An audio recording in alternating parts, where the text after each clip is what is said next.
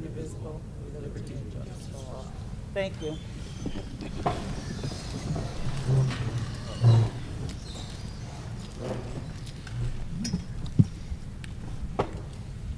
Okay. Leslie? I'm going to go a little bit out of order today because I'm not up yet. Okay. Willette Jones, Here. Mark DePace, Here. Lakia Walker, Here. Kirsten Gustafson, Calvin Lewis, Here. Matt Mackerer, Here. and Amanda Grubler. Here. Thank you. I make a motion to accept the agenda as presented. Second. All in favor? Okay, student representative report. Hello? Hi. Oh, Hello? I don't think the microphone is working. Hello? Hello? Hello? Hello? Oh. Hello? Hello? Mic check. 1, 2. Hello? I think you just sing, Thomas. Oh, you need me to sing? Yes. Maybe if I had my saxophone. Not with my voice. I'd rather not. Hello?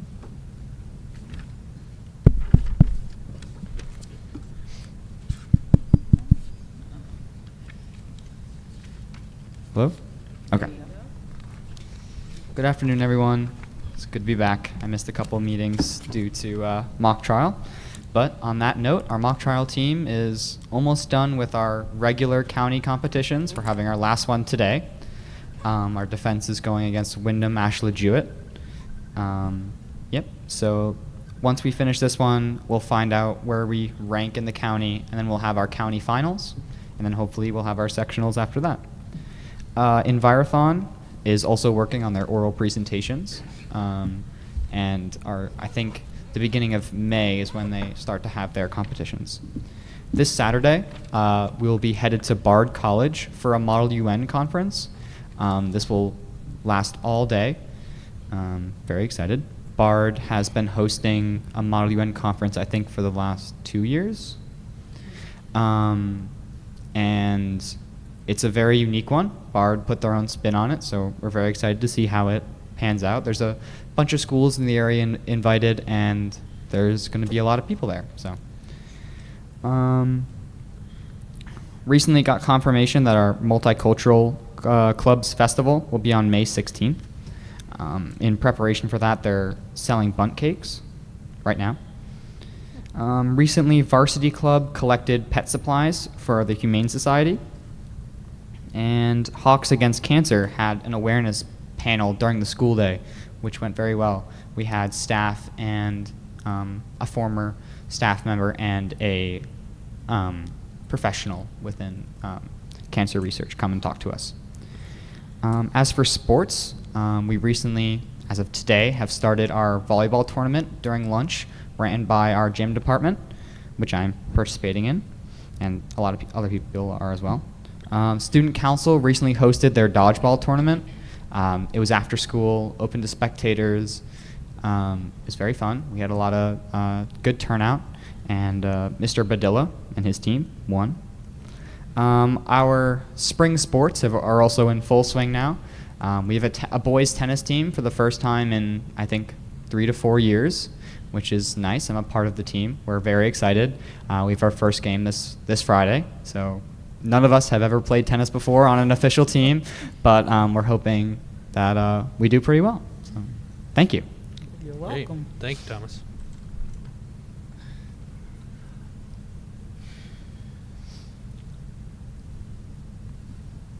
Okay.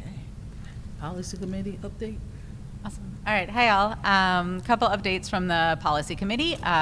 We have been meeting and will continue to meet before every BO Board of Ed meeting. So we meet at 5 p.m. The last couple sessions have been working on the promotion and retention policy and have a completed draft of that will go on next board meeting's agenda as new business to have an opportunity to discuss and dig into that. The code of conduct also had been sort of sent out to staff to get feedback, and so in the next meeting also, we will re-engage with that to get that, up and running and get a completed draft of that. And then we also have, that will be on next week's board meeting, the just policy that's the org chart for the central office now that we have a fully staffed central office. So those are the 3 policy updates. Yep. Thank you. Facility Committee? Good evening, everyone. So myself, along with facility committee members, have been working diligently with Tyler and the crew to initiate some capital projects for the district that will apply to all 3 buildings with various renovations to the upkeep of the infrastructure, in addition to a energy project that Johnson Controls will be supporting us with. The committee has met routinely over the past few months to continue the implementation of these projects. Between now and May, we will put in place some public forums so that folks can be more involved about these various projects, giving an opportunity to see some of the visuals and the layouts of these plans. And so, again, this will take place prior to the upcoming vote in May. And so for those who are interested in those matters, please just stay tuned to your emails for those upcoming dates so that you can be a part of this process as well. Thank you. Community Budget Workshop.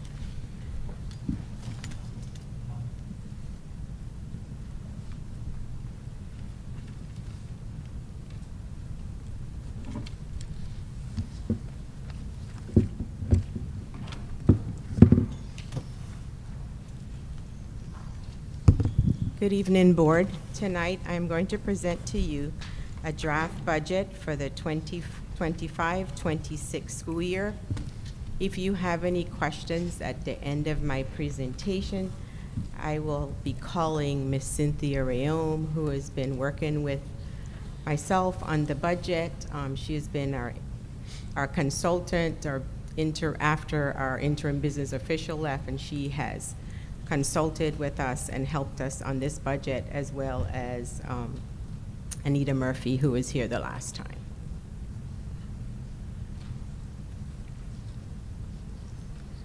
The tax levy history. The maximum allowable tax rate for the 25-26 school year is $26,362,055. This would be an increase of $904,027, or a 3.55 increase.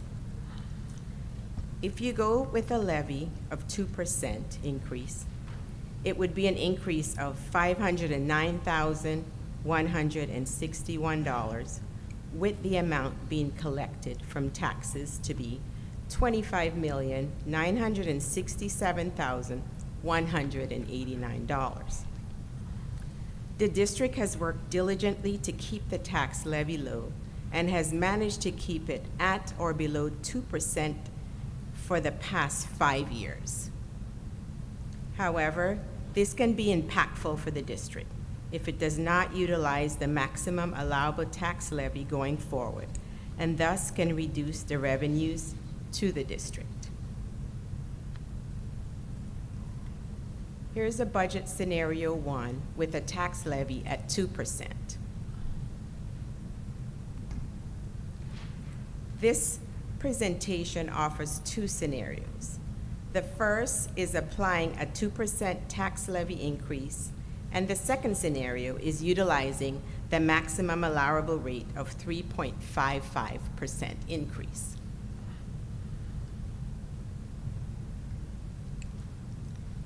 The first scenario uses a 2% increase, which sets the tax levy at $25,967,189, which is an increase of $509,161. Currently, the projected state aid based on the governor's proposal is set at $26,884,411.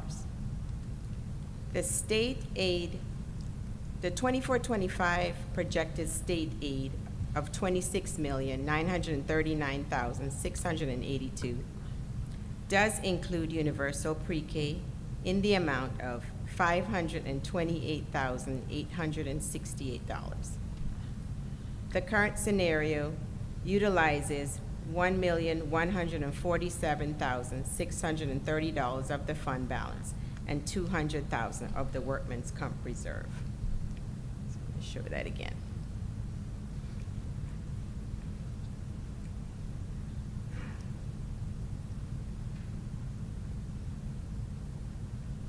If the tax rate increase is set at 2%, it will leave a budget gap of $1,944,556.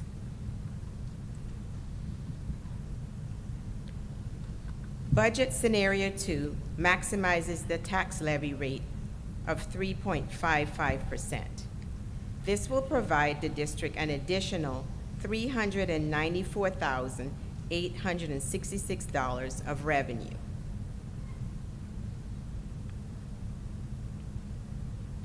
In the second scenario, everything remains the same as the first scenario, except the tax levy is increased to the maximum allowable tax rate. Again, this provides the district an additional $394,866 in revenue.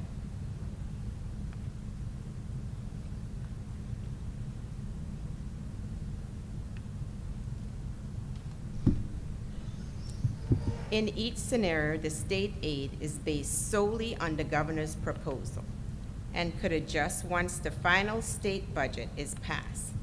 However, unfortunately, we may not know this amount until after the budget is adopted.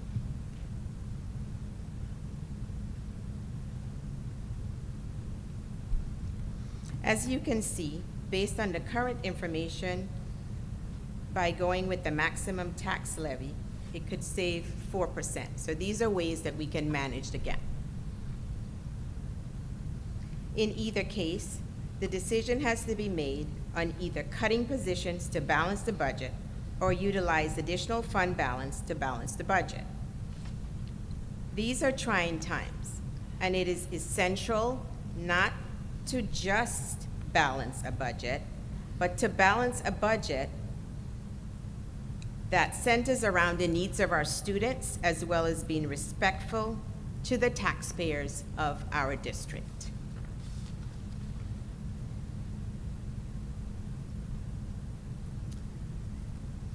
Thank you, and now I'm just going to, in case there's some wonderings about what causes a budget gap, I have a few frequently asked questions.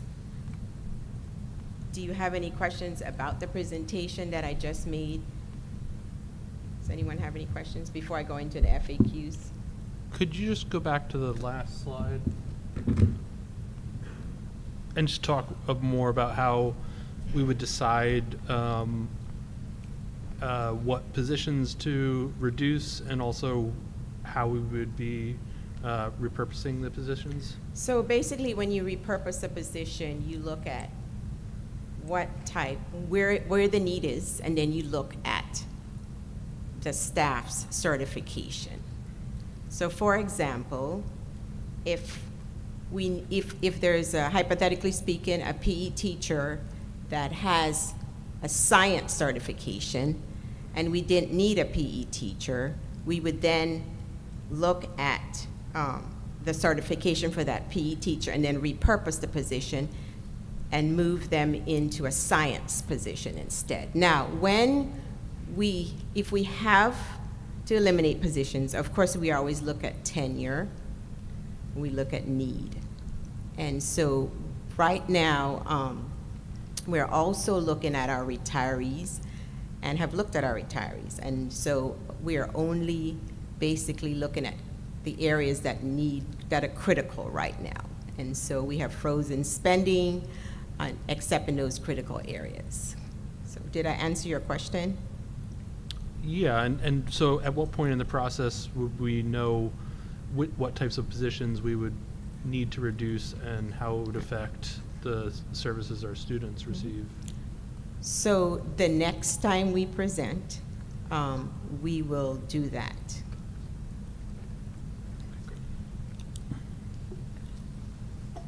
Oh, sorry. I just had a question about, you said that there was a gap between the budget would be proposed and when we know what the state's budget was. And I'm wondering what effect that could have on the budget that is accepted.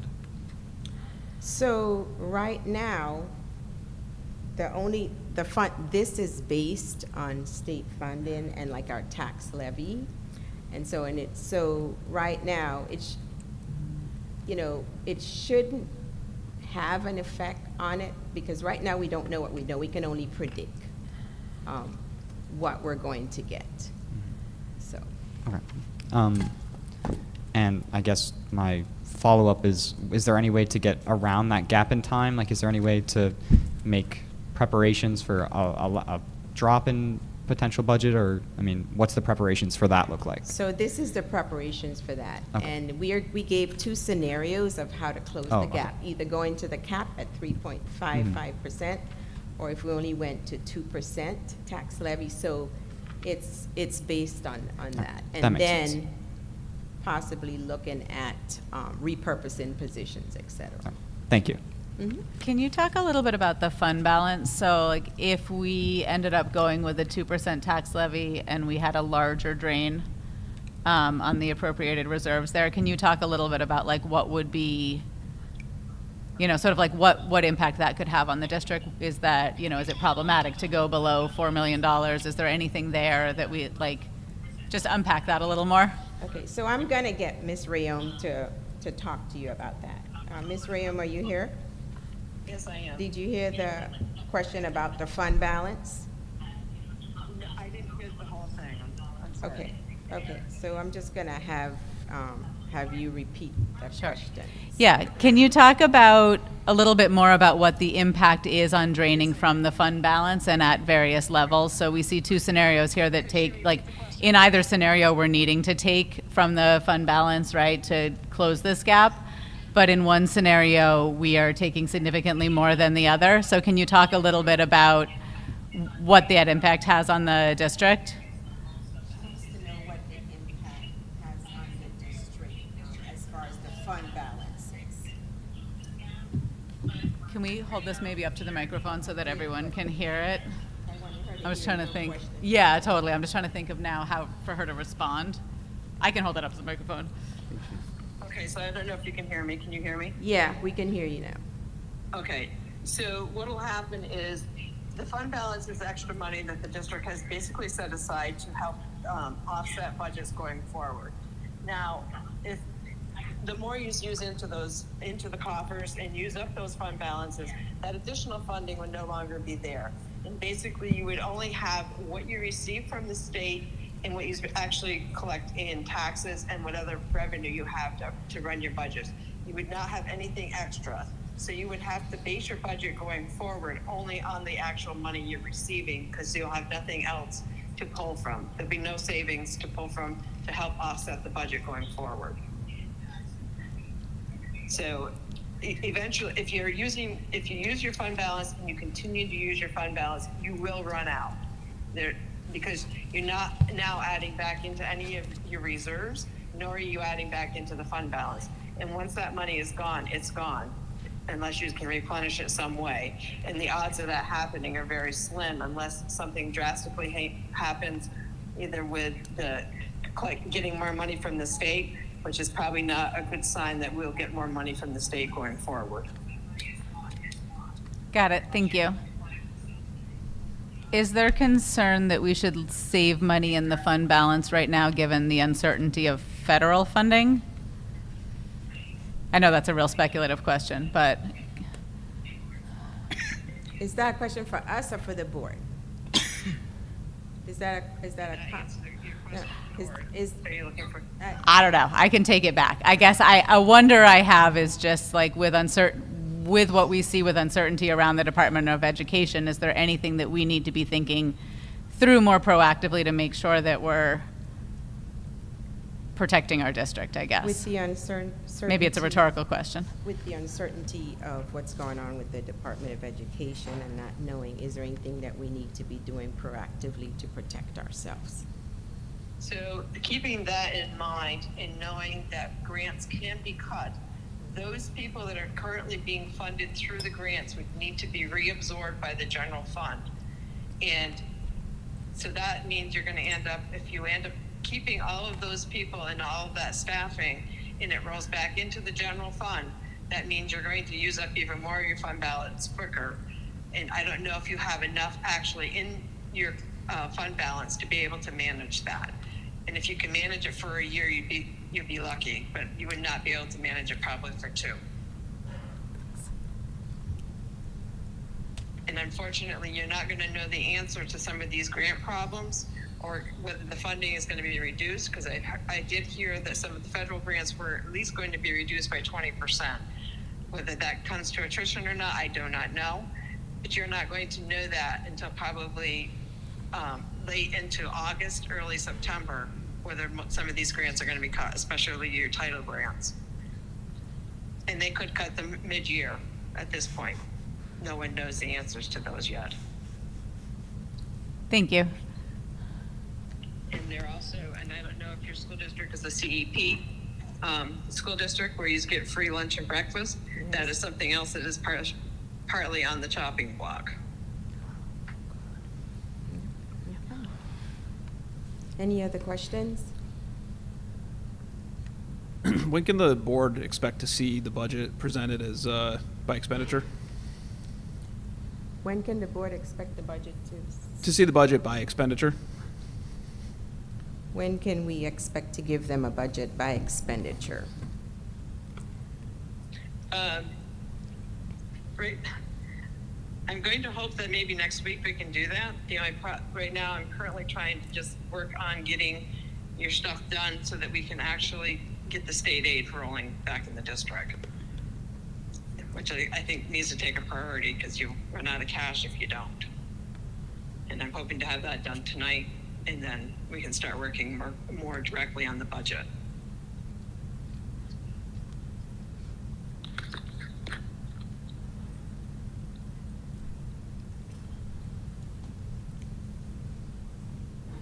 Any other questions? Thank you, Ms. Rayo. Okay. Are you all set with me?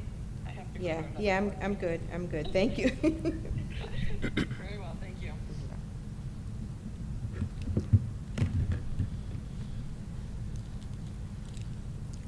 So to complete the presentations, I'm going to just read a few FAQs in case there's some questions on a budget gap. So what are the primary reasons for the current budget gap?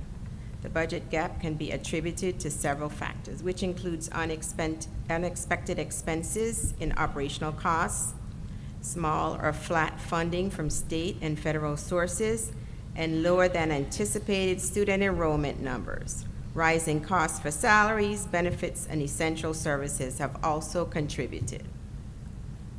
How does declining enrollment impact our budget? Declining enrollment leads to flat or small increase in funding from the state and federal sources that are allocated based on student count. Fewer students can mean lower allocation of resources, impacting programs and overall financial health. Have any significant changes occurred in the state or federal funding? There have been changes in funding formulas and allocations. Recent budget cuts or shifts in priorities at the state or federal level can drastically reduce our funding, leading to a budget gap that needs to be addressed. Are any unexpected expenses contributing to the budget gap? Yes, we face unexpected expenses such as increased utilities, maintenance, transportation, and special education services costs. Additionally, emergency expenditures due to unforeseen events such as facility repairs or health-related costs add to the financial strain. What steps are we currently taking to address the budget cap? We are reviewing expenditures critically and have frozen spending and hiring at all but critical positions and services. And in addition, we're looking for areas where we can make cuts without sacrificing our educational quality. We are also exploring options for increased revenue, such as grants, fundraising efforts, and potential partnerships with local businesses. How can we ensure this situation does not repeat in the future? To prevent future budget gaps, we can implement better forecasting and budgeting practices, develop a more diversified funding strategy, closely consider the tax levy, and establish reserves to absorb unexpected financial shocks. Regular reviews and adjustments to our financial plans will also be crucial. What are the potential impacts of the budget gap on our students and programs? The budget gap would result in cuts to essential programs, increased class size, reduced staffing levels, and limited extracurricular activities. How will we engage the community in addressing the budget gap? Community engagement is vital. We will hold informational sessions for input and involve parents and local organizations to discuss around a potential solution, both now and in the future. Transparency about the budget process and its challenges will foster community support and participation.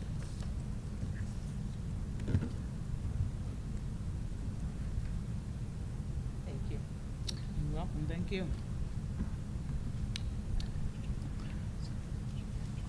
This time we have presentations. Hudson Hall.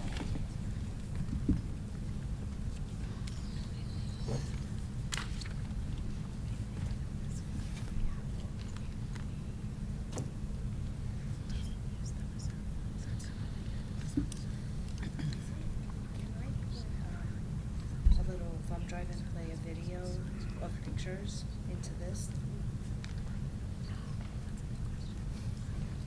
Is it okay to take the clicker out? Okay.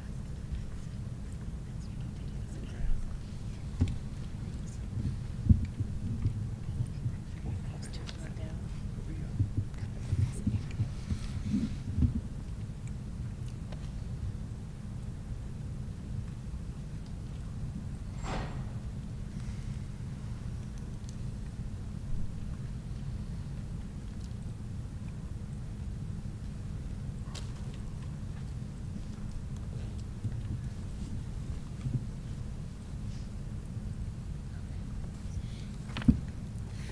Do the movie.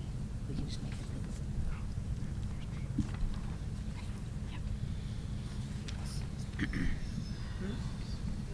Oh, okay.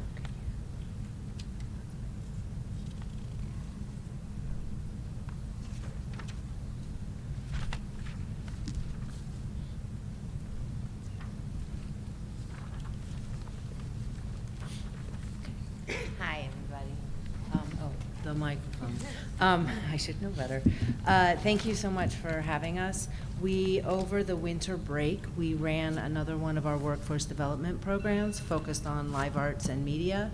And we started running these in 2018. They've been focused on different things, but we've run this live arts and media program 3 times now, and it was fantastic. I'm going to let Mr. Mosley say a few words about it, and then I'll give you a rundown on what we accomplished. Thank you, Sage. Good evening, everybody. My name is Greg Mosley, and I'm happy to be here. This program, my role in the program is not a technical one.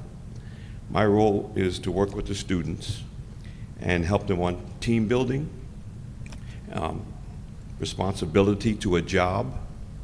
Children, young people get paid to be there. It's a job. And I ask of them 3 things. Can they show up on time? Can they work hard? And can they listen and learn? Those are my only 3 requirements of these young people. Unfortunately, there are some who can't fulfill those 3 tasks. And those are the ones we need to work with.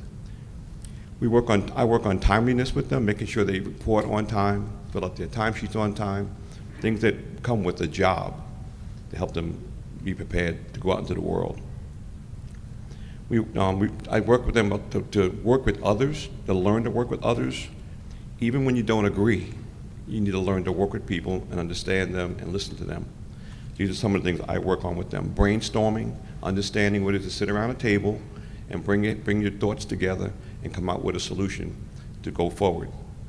To take responsibility for a task and get it done and be responsible, get it done on time. For the young people to be an intricate part, a piece of a very complex puzzle, when you think about all the pieces that go into creating a production. If you watch a movie, at the end of the movie, they run the credits. When the credits roll, hundreds of credits roll. Those are all jobs. Every one of those credits is somebody's job. So we want to stress to these young people that there is a career in this field. It doesn't matter what the career is, there's a lot of things they could do. And when I say that, then that puts me on to where Sage comes into play, in that she introduces the young people to the technical side of what can be done to make a production a success. And then Sage. Thank you. So just quickly about our most recent graduating group. We had 15 students. We did have 2 kids on a waiting list, but we really had to cap out at 15 because it's a lot. We had 1 student who had recently graduated from high school. We had 6 seniors. We had 4 GED students. We had 1 junior. We had 3 8th graders. We had 5 or maybe 6 of our students were in the Hudson City School District band program. We had 5 different teaching artists. We had 4 guest speakers representing film and television, event production, one of whom was a Hudson City high school graduate who is now in Albany running out his own production company, which is really cool. Representing fashion, he does a ton of fashion shows. We had a diversity life coach who works with the NBA and the NFL, and we had a historian and playwright to help the students formulate what it was they wanted to create. So we dropped them in pretty fast. We hand them the sound equipment, so they learn all about mics, cabling, how to operate the soundboard, the purpose of all of the equipment in the room. They actually had to break down a show that we had done the day before and build the show that we were doing the following weekend. And then they also got to, especially a lot of our performers, got to be in there and utilize that equipment and see how it actually works in practice. So that was very exciting. On the second day, we did media and video production. We gave the kids, we have a 4-camera video system that they learned how to operate. We taught them all about framing a shot, lighting a shot, the purpose of different media and how you might use it, how to edit it. And then on the third day, we dropped them in on lighting.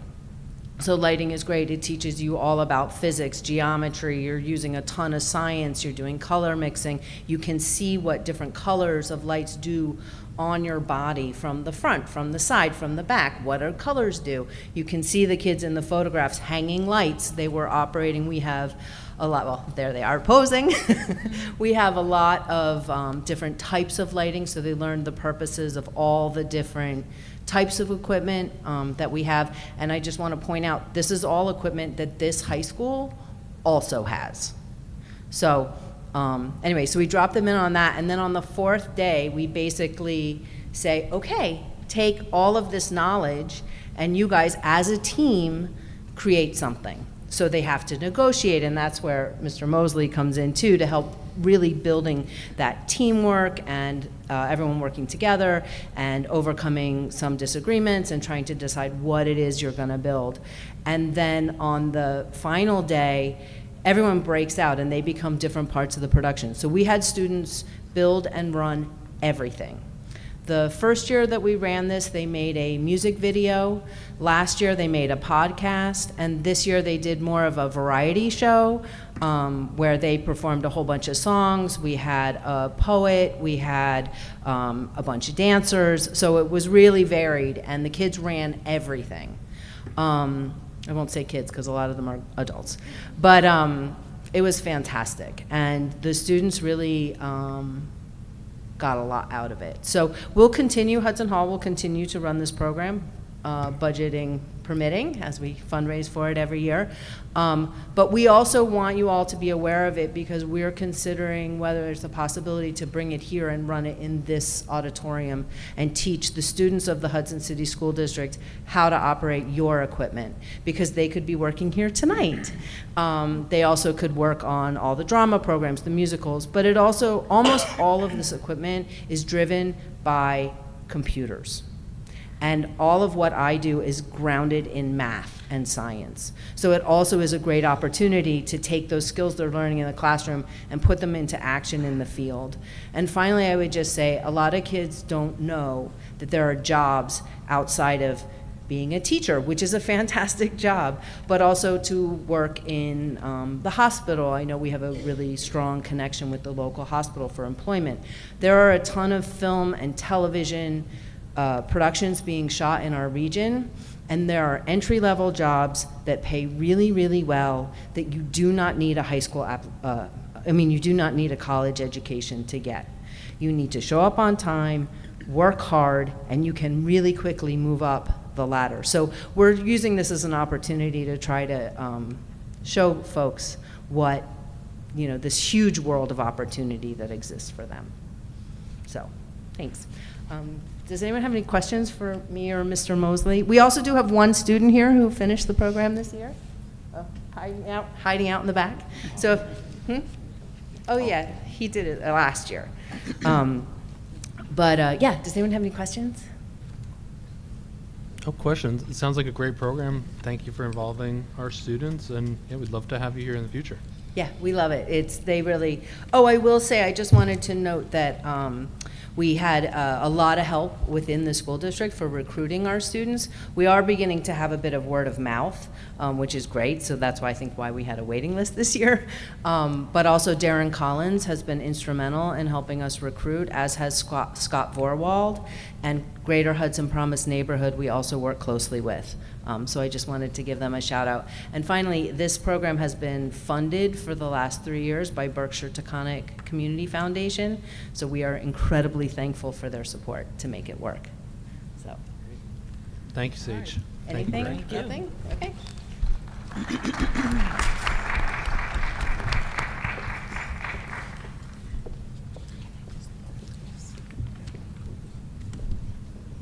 Now we have the grants update.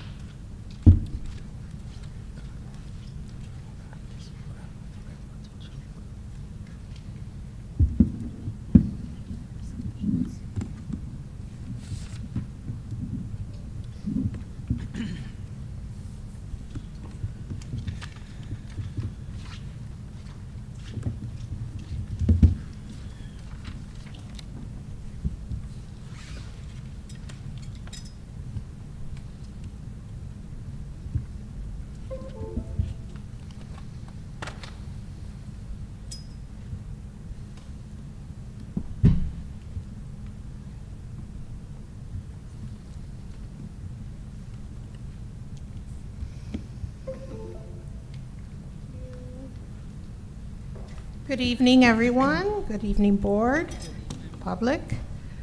I'm Dr. Elsa Courtwright-Torres, Executive Director for Teaching and Learning here in the Hudson City School District. And on behalf of our superintendent, I'm here to, along with some of my colleagues who will be joining me shortly, to update you on our grants. So without further ado, as you know, we continue to strive for school improvement in all 3 schools, right? And we are doing that by following our 6 key principles for school improvement, strengthening the instructional core, improve data-driven practices, promote a positive, inclusive school environment for all stakeholders, strengthen instructional leadership capacity, tiered approach to school support and intervention, and increase monitoring and accountability. And you will see throughout the grants that we are currently utilizing funds from that our decisions are based on all of these. So that's important to know. I will start you off with the ESSA grants. ESSA stands for the Every Student Succeeds Act, and these are all your title grants. So Title 1, 2, 3, 4, and 5. And I have the distinct honor of kind of overseeing the expenditures for these grants. And it really depends, the allocation for each of these grants depends on a lot of factors, as you will see in a few minutes. And I will go through this very quickly because we don't want to bore you with all the information. You have it in front of you if you would like to refer to it. So Title I is our biggest grant. This one is to improve the basic programming, academic programs within our school district. And it provides LEAs, so all the local agencies, in this case the Hudson City School District, for the purpose of educating our students in a fair, equitable, and high-quality environment where all students can achieve success. And so the funds are allocated to ensure that that happens. And it's done through formulas that the New York State Education Department has for the allocation based on census information, poverty levels, the cost in general of education. So you will see that the allocations vary depending on the different formulas. So Title I Part A is, like I said, the largest amount that we receive, and it's basically dependent upon poverty levels and the students that we serve, ages 5 through 17. It bases its data on the census, and what we get is an allocation that will help us in having programs for our students to be able to succeed. And I will show you some examples of that. It is also based on how many students are in foster care, how many students receive temporary assistance, and so on and so forth. So we in the Hudson City School District in Hudson, we are at a the school year child count data, which is basically the percentage of students that are considered low income is at 20.4%. So that was in 23-24 school year. We still don't know, based on census data, what that would be for this academic school year. So whatever we have, whatever data is provided for us, that's what we use. And whatever the state provides as their formula and data, that's exactly what we use. So basically, and you heard Ms. Rayom state before that there are some positions that are supported by grant funds. And these are AIS teachers, AVID coaches, summer program teachers, expanded learning time teachers, professional learning for our expanded learning teachers, and this kindergarten summer academy and the costs associated with that. So as you can see, the allocation for this academic school year was $635,964, and last year it was $629,768. Title II. So when I think of Title II, I think of improving the quality of instruction. So PD, right? How do we spend our monies so that teachers get the professional learning that they need in order to improve instructional practices? So a lot of it is based on, again, formulas. And so it's based on the formulas that they utilize for the percentage of low-income families, minority students within our district, AIS students, those kinds of numbers go into this. And it is basically, the purpose is to, like I said, improve the quality of instruction. But that goes also for principals and other school leaders as well. In terms of the determination process, the New York State Education Department must distribute Title II Part A funds based on an LEA's share of the census population, ages 5 through 17. 20% of funds, and share of census poverty population, ages 5 through 17, 80% of funds. And here are some of the salaries that our Title II allocations pay for. In our elementary school, we have a math instructional coach. It pays for part of her salary, not the entire salary. Student support community members. These are community members that serve on a particular team, a committee chaired by Dr. Pressey, and it pays for their stipends. It pays also for teacher stipends for planning, for facilitation of PD, participating in professional development for new teachers outside of the school time. So as you know, by contract, we must compensate teachers when they participate in PD outside of the normal hours of the day. Title III. When you think of Title III, English language learners should come to your mind. And this is based on Part 154. CR Part 154 is the regulation, according to the New York State Department, that we must provide our multilingual students, our English language learners, opportunities for them to advance in their goals linguistically and academically. So we want to make sure that our students who are ELs, multilingual learners, have equal access to opportunities that any other student may have. And so the allocation for that, currently, I should say, that we have 153 students that are considered ELs in our district. And it goes by their progress on the NYSES lot and NISITAL. These are acronyms for very long names of assessments, but basically you have it in front of you, and it takes into consideration what is their rate of progress in those examinations. The salaries that are paid for, or parts of the salary, or activities that teachers may engage in, are also funded through this allocation. And it would be student support community member stipends. Again, this is part of that committee chaired by Dr. Pressey. And there are, I believe, 12, Dr. Pressey, community members there.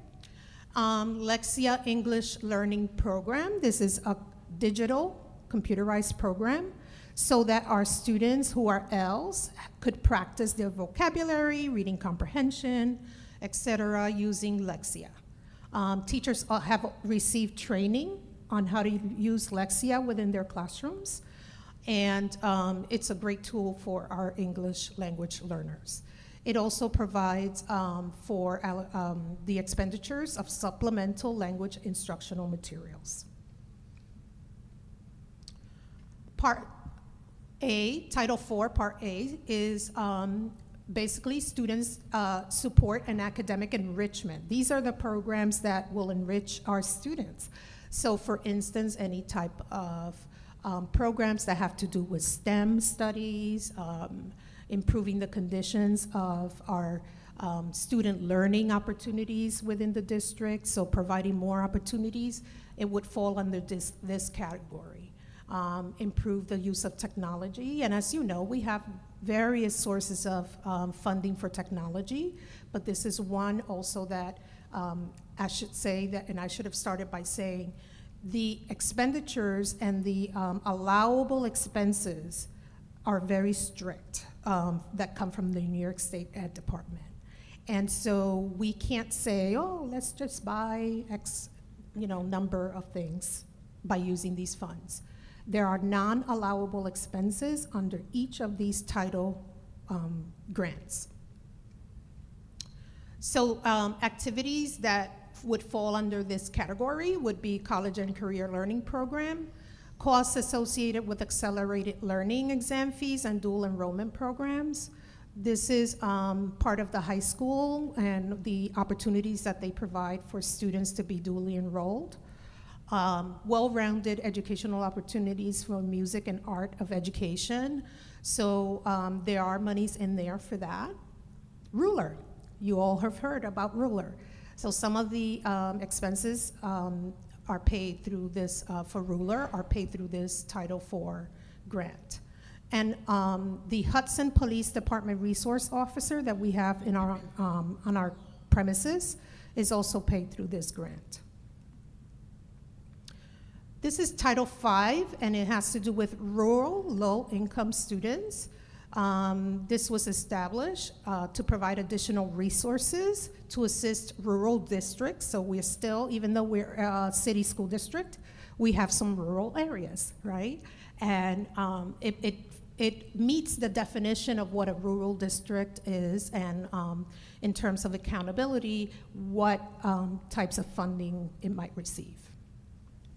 And these are some of the activities that are associated and allocated, and the expenditures for that are paid by this allocation, which would be project-based learning STEM programs, Lexia English language, again, development. So as you can see, some of these activities we can pay under particular grants, and we can also pay, they're allowed under other grants as well.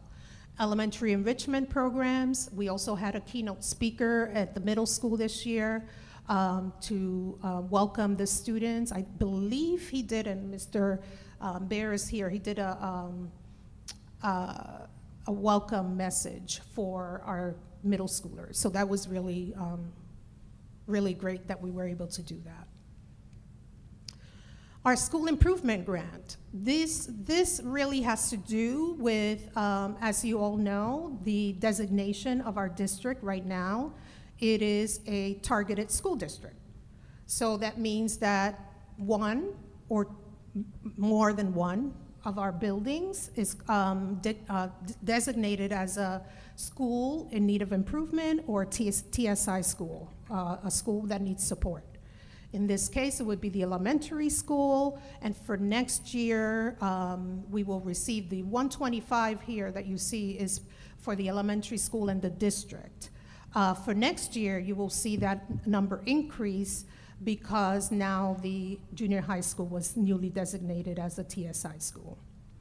And the activities that are associated with this particular grant are grade level leader stipends. The grade level leader stipends, this is crucial to the work of the PLCs that we're conducting right now, that we're doing in every building.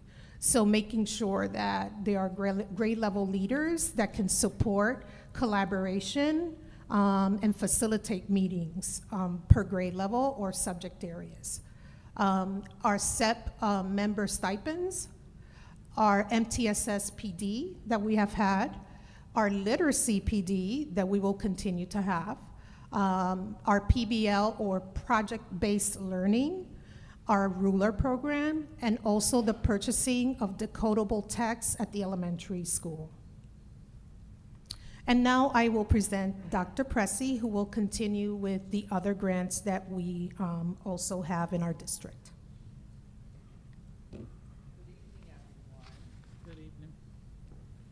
All right. Good evening, Board.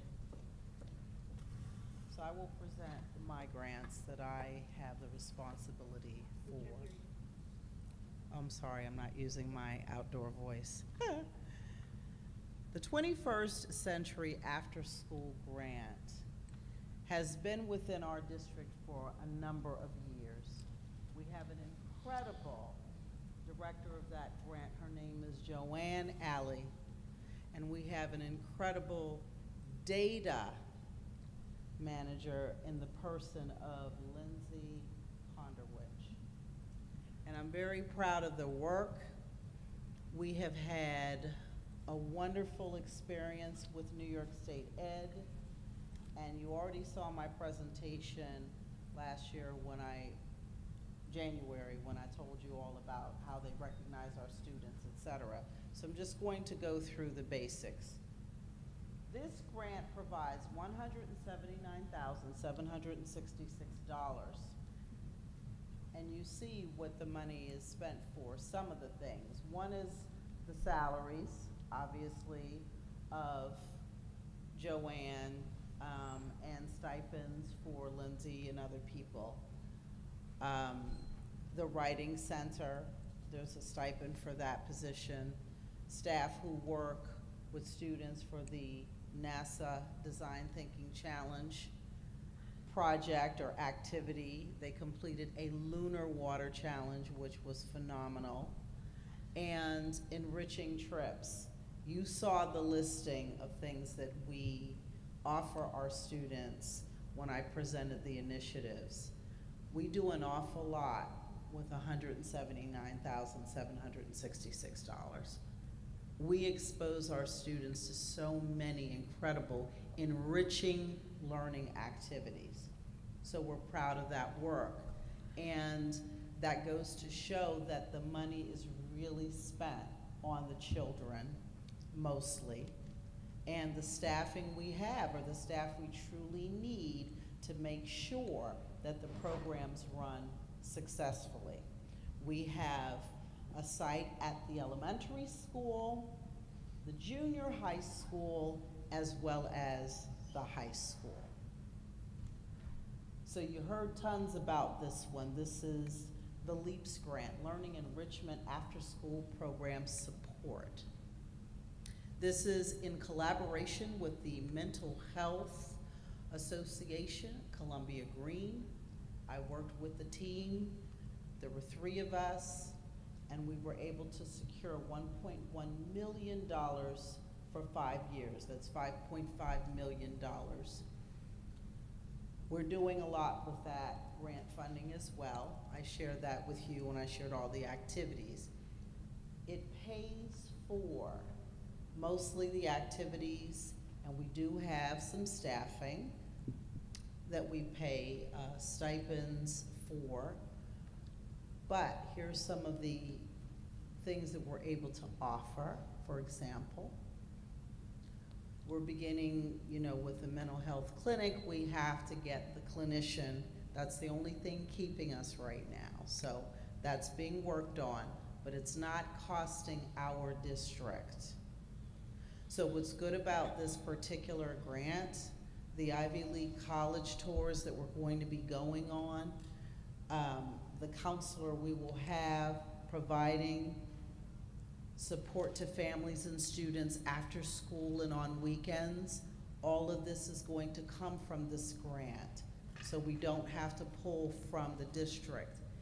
In addition to 21st Century, this particular grant is specific to students in K through 8, whereas 21st Century is for all the grades. So this particular grant allows a ton of activities that we pay for, materials that we pay for. We spend on the students. We need them to have as many learning activities as possible.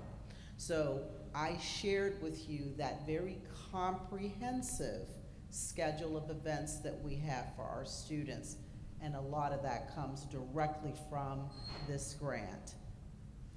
So we only hire the staff we actually need, but we do make sure we spend the majority of the monies on our students.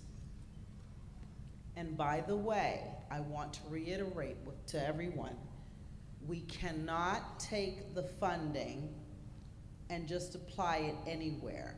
For every grant, there are goals. We have a proposal, we have goals in that proposal, and everything we do has to line up with that. So we can't just say, oh, there's a need over here, we just need to switch funds. We can't do that. They're very strict. So when people say, well, you can just take 1,000 here, 1,000 there, no, you can't. It has to align with what was approved by the New York State Education Department when you applied for the grant. So I just want to make sure that's abundantly clear. MBK Fellows, the amount is $11,900. Because of our district size, we can only have 2 students. They have to be seniors. And they participate in a book study.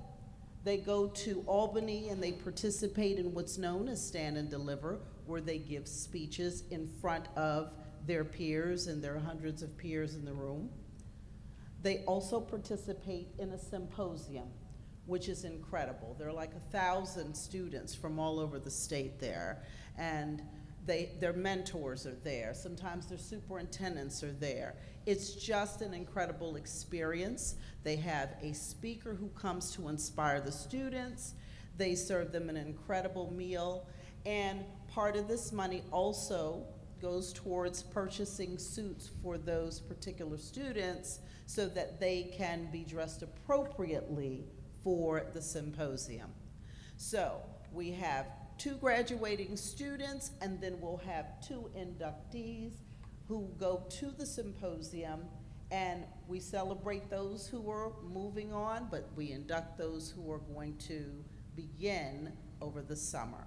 So that's what that grant pays for. And there is a mentor that receives a stipend, and students receive a stipend from that grant. MBK, Family and Community Engagement Program, that grant amount is $125,000. And it pays stipends for coordinators, and we have summer staff, we have staff during the school year that accompany students, support students throughout the school year. We have the flying classroom. Part of the money for that program comes from this grant, because we have students who are part of MBK FSEP, and there are 19 of them who participate in the flying classroom. And remember when I told you about the flying classroom, and I said that students will be going on trips that align with what they're learning in the classroom. The weather is better, and we're going, because we need to ensure students have real-world connections to what they're learning. Stronger Connections. This was the grant, you remember, 3-year grant, $1.908 million.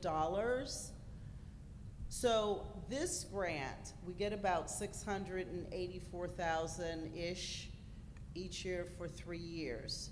There are a lot of things that come from this grant, as you can see. MTSS, the Panorama Survey, PBIS, differentiated instruction from Cornell University, the PLC building teams. We have 15 members in each team, on each team at the buildings, and building level coordinators. And I would like to give a shout out to my colleague, Dr. Elsa Courtwright-Torres, because she's done a lot of work to bring the teams together, and they are doing some good work collaborating. So silos down. Telehealth, we've got Cartwheel Telehealth, which provides support for our students after school hours and on weekends, and it's virtual counseling. Sensory rooms, oh my goodness, they look incredible. We've got 3 sensory rooms. They just finished the elementary school sensory room. That comes from this grant. Part of the flying classroom comes from this grant as well. And those students who are part of this section of the flying classroom, obviously, are students from grades 6 through 8. Restorative practices specialists comes from Stronger Connections. We have our consultant who's done amazing work and is pretty popular in the district, and staff really love her trainings, Ms. Bennett. We've got social workers that facilitate transition and engagement. We've got our Summer Institute and Academy that's going to be very, very, very good for our students. Enrichment, and they're going to grow. We believe they'll learn lots of skills that they will be able to use when they go into the next grade. So that's Stronger Connections. IDEA 611 and 619, Individuals with Disabilities Education Act. So we've got Part B.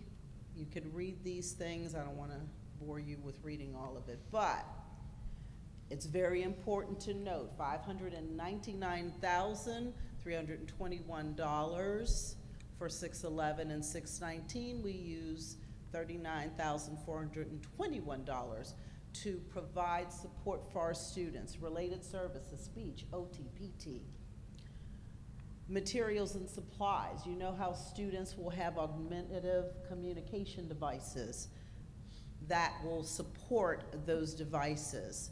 We also have funds that are expended in the provision of students, services for students aged 3 to 5. We have our universal pre-kindergarten and UPK expansion grants. So universal pre-K, $328,828, and the UPK expansion, $200,000. So again, state and federally funded program offered to families free of charge. You just have to have a New York State residency and the child's age has to qualify. Let's take a look at this law. We should read this together. Section 3602E of education law defines an eligible child as a resident child who is 4 years old on or before December 1st.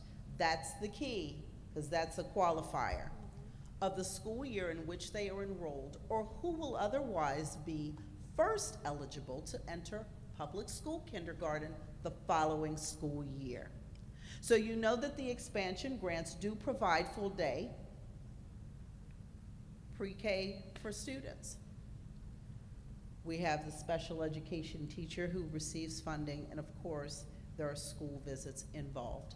And now I will turn this over to Ms. Cheryl Rabinowitz. Thank you. Good evening. So the first grant that I'm going to speak about is the Local Government Records Management Grant. That's a grant that helps us with our student records and staff records. Primarily, we're focusing on student records. You may be aware the district has lots of records in paper format dating back from the 1900s. And so this grant, the purpose of this grant was to kind of go through it, be trained, and then eventually digitize the records.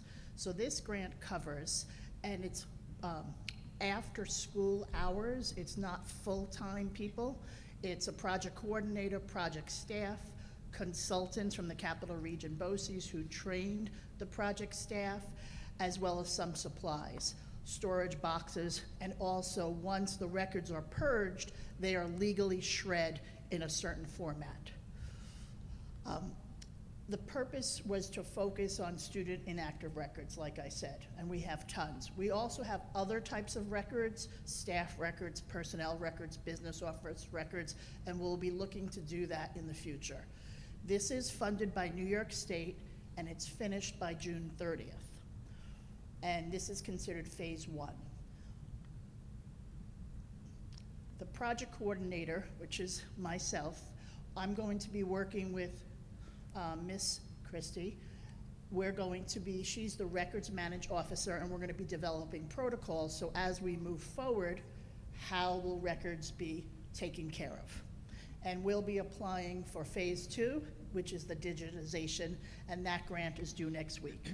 I want to just take a moment to thank New York State for providing this to the district, as well as all the project staff who've been working, going through those files, purging them.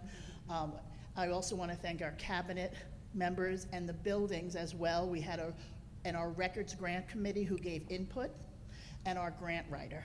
You know, everyone worked very collaboratively to get this grant, and the next phase 2 is also $75,000, so our fingers are crossed. The next program is actually, Verizon doesn't like to call it a grant, it's a program. So it's the Verizon Innovative Learning Schools program that provided equipment as well as funding towards staff. So we were the first time applicant. We are part of the League of Innovative Schools. We applied for it. It was over a year process to apply for the grant. It's definitely aligned with the keys for school improvement and also our technology plan goals. I won't read them, they're listed there. And you may have heard me say this before, but just so that we're clear, what this program, and the value is over $2 million for the district. It's for 2 years, and it provided Chromebooks with built-in cellular data for students, teachers, and teaching assistants in the junior high and high school. It also provided funding towards 2 instructional technology coaches, not their whole salary, but money towards their salary. It also funded towards a computer service specialist. It provides virtual learning experiences for teachers, teaching assistants, and administrators. It also provided some digital media equipment and podcasting equipment to the district. It provided conferences for the district lead, which is Dr. Pennyman, the district IT lead, which is myself, and the junior high and high school principals.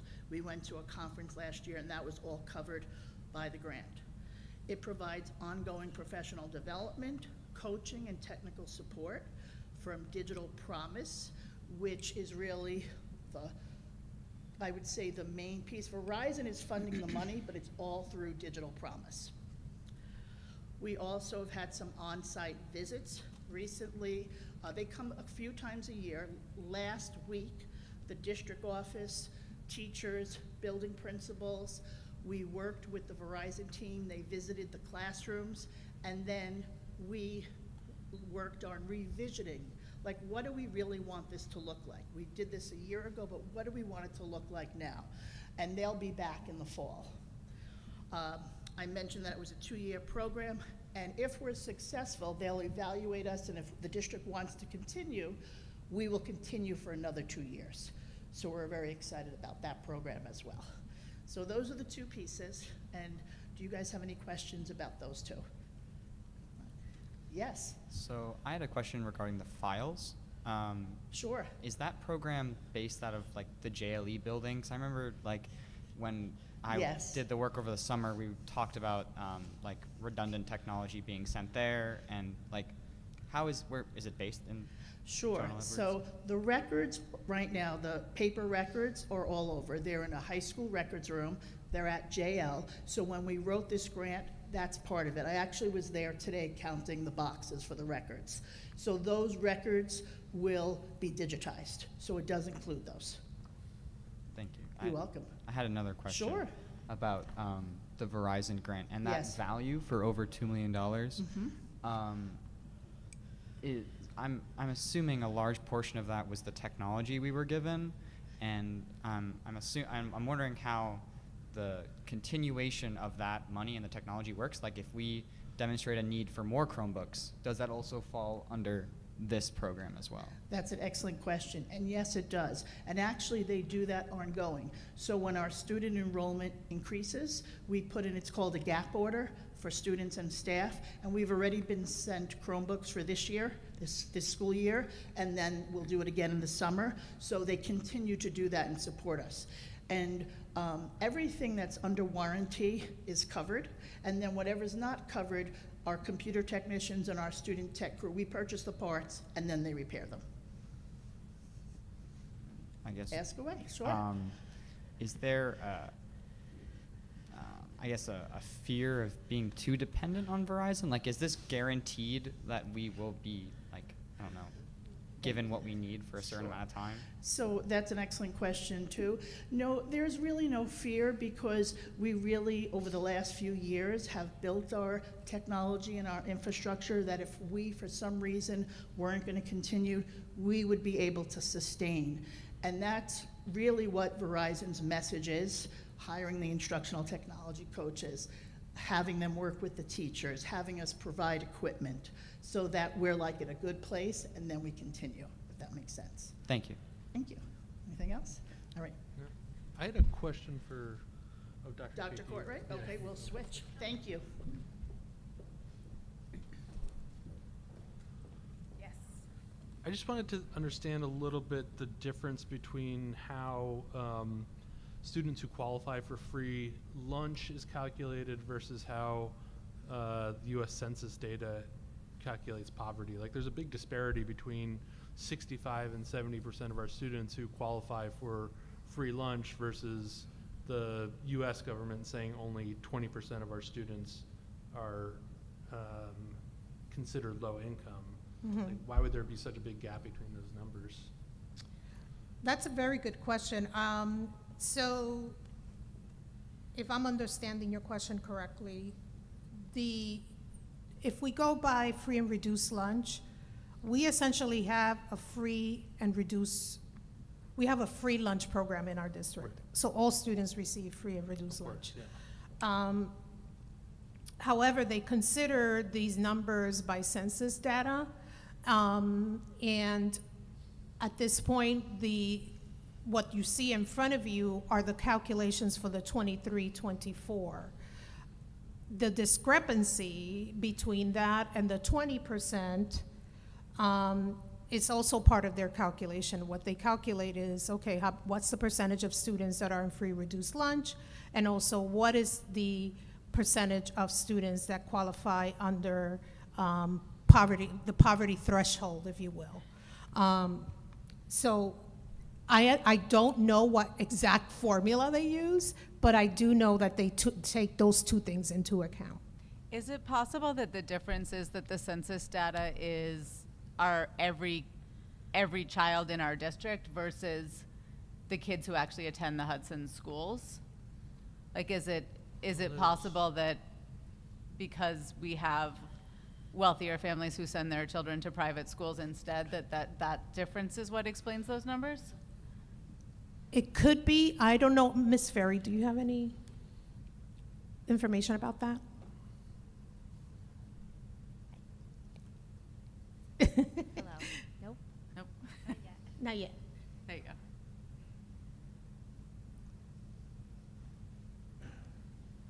Hello. Nope. Do you want to use this one? You want to come?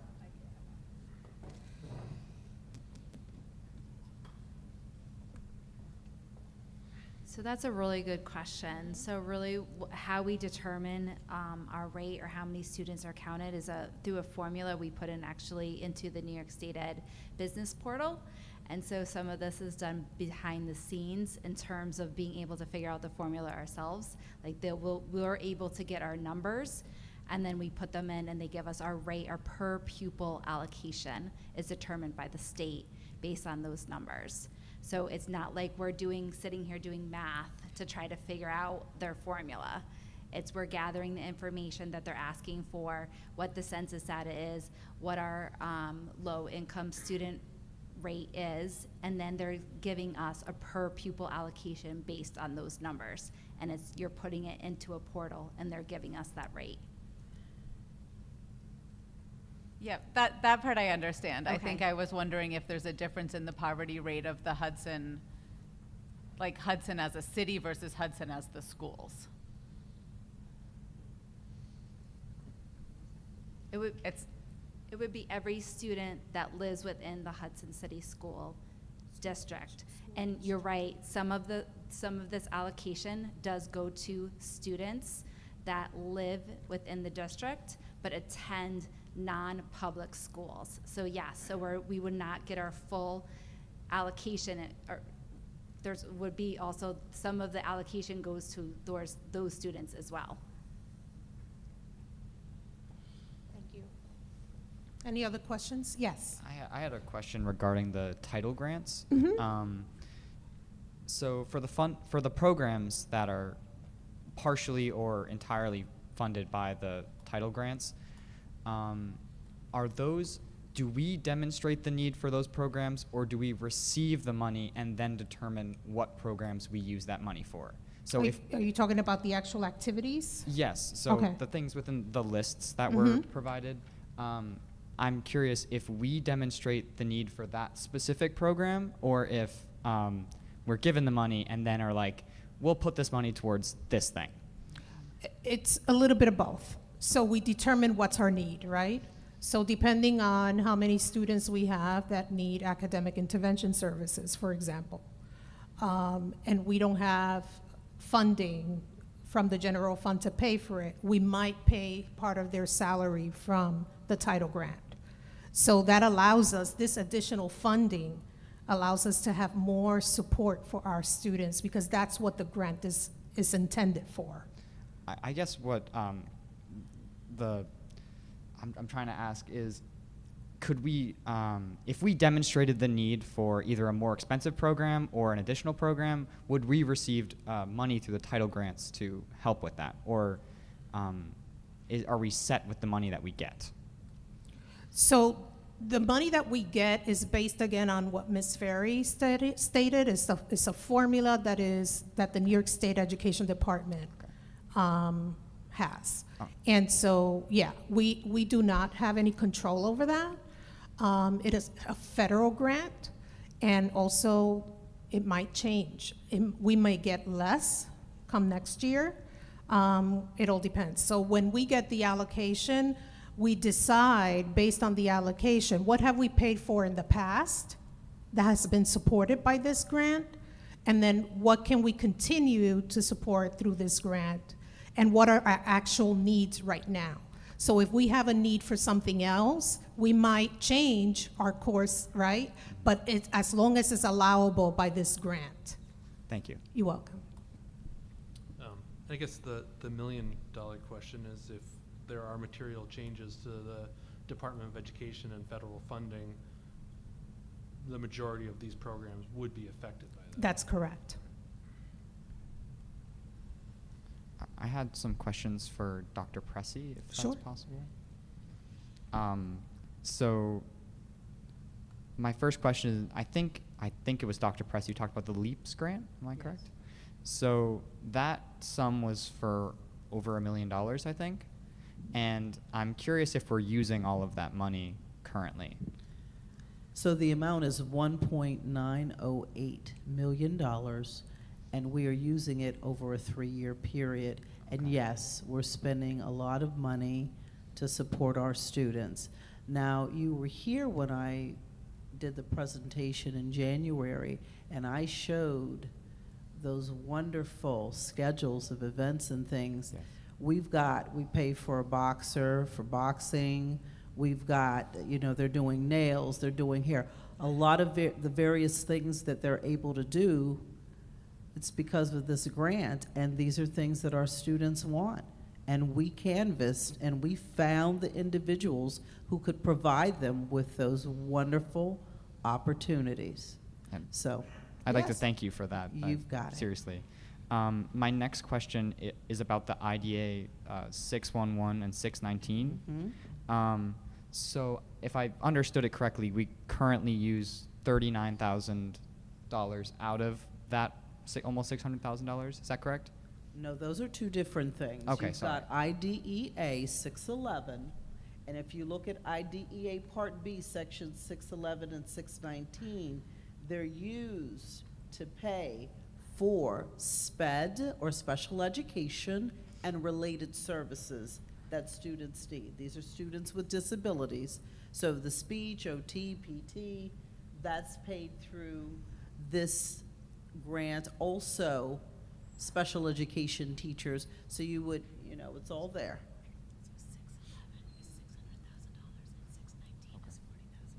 All right, thank you. I guess, so that doesn't, my question is, for the excess costs, is that like fluid? If there's demonstrated need for more costs, are we able to get that? That's what we're going to have. What Okay. is allocated to us is right there. Okay, got it. Thank you. You've got it. Any other questions? No. Thank you all very much. I should stay up here because the next presentation.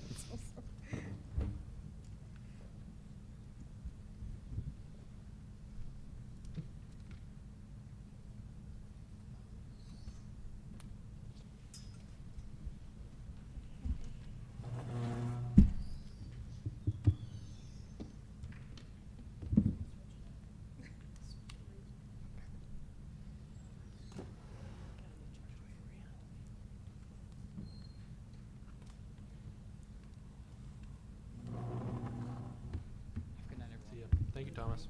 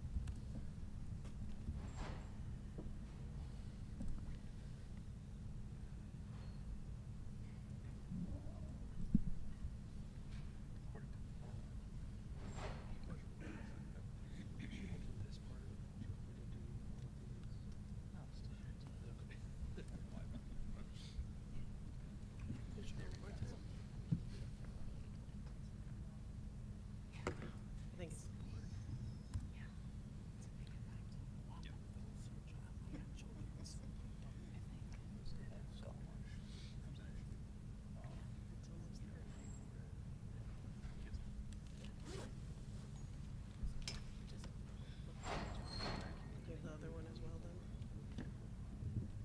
There's one more.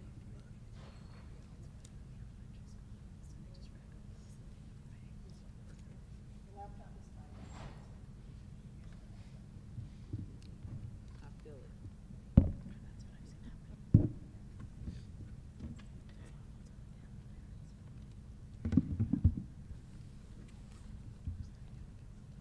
Thank you, Marissa. Isn't she wonderful? Technology's great. All right, so I'm going to be joined by, shortly by Mr. Bear, our interim principal at the Hudson Junior High School. And I will start this presentation with basically just giving you an overview of the data for the junior high school and why it was determined to be a TSI school.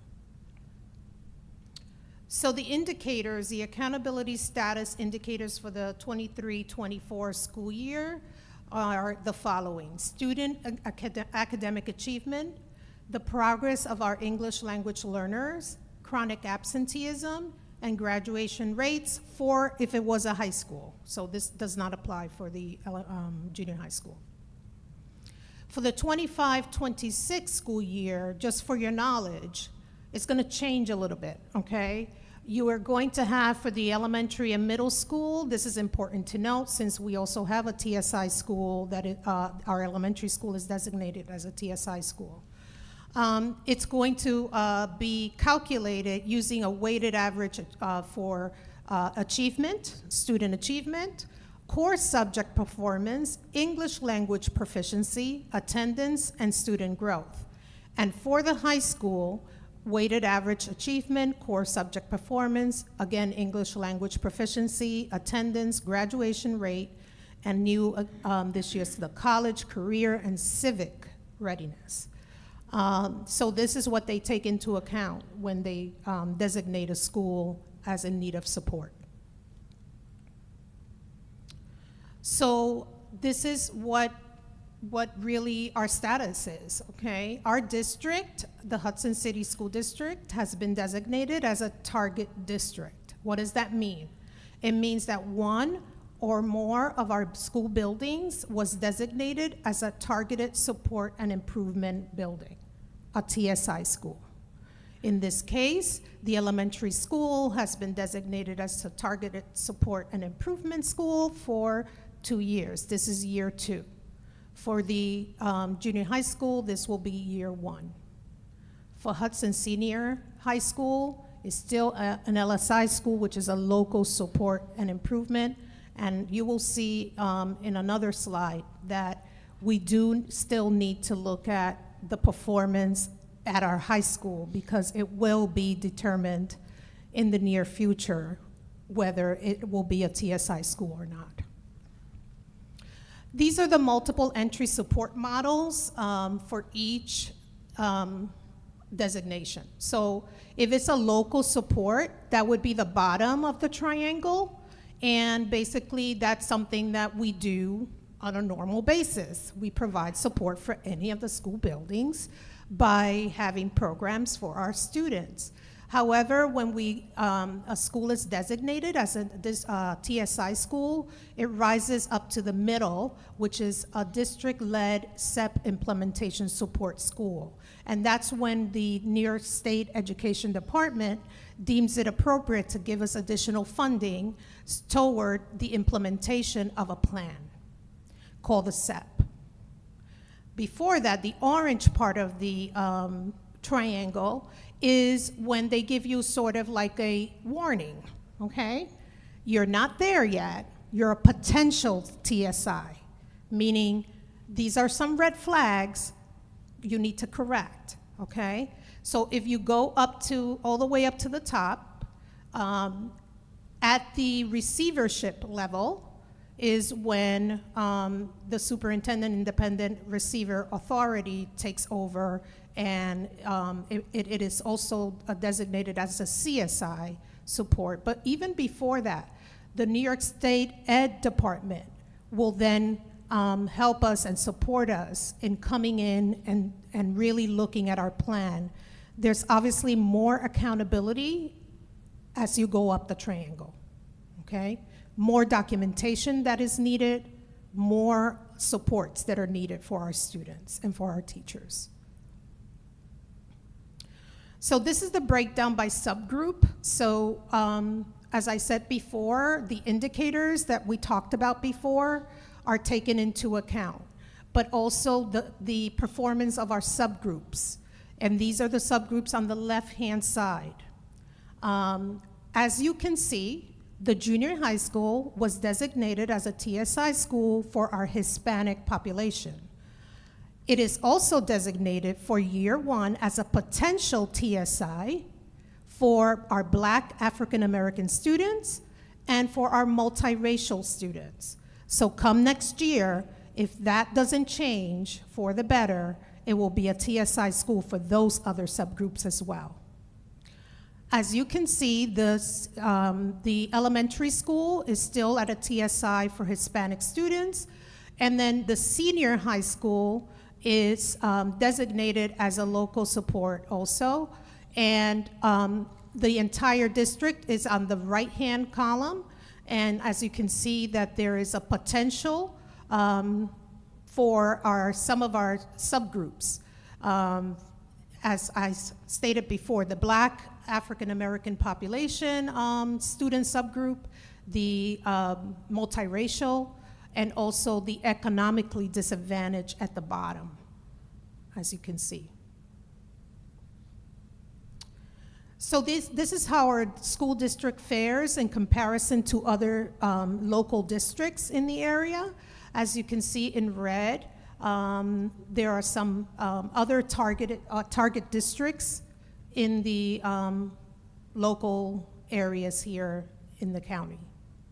In the counties of Columbia, Greene, Rensselaer, and so on. And then the actual district names. I won't say it in public.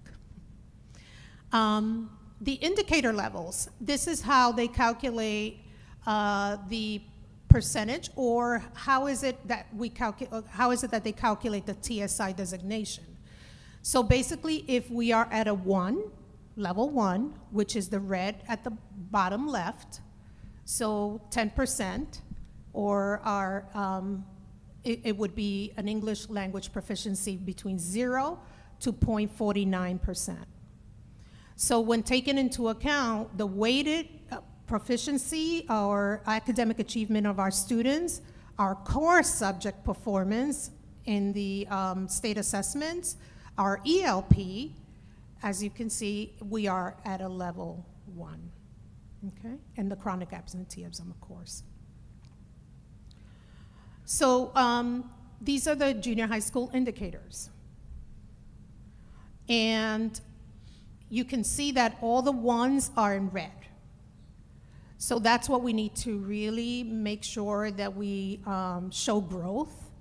And if we show growth in each of these subgroups, then we have the possibility of getting a 2, which would get us out of the designation. And now I will present Mr. Bear, who will continue with the data presentation.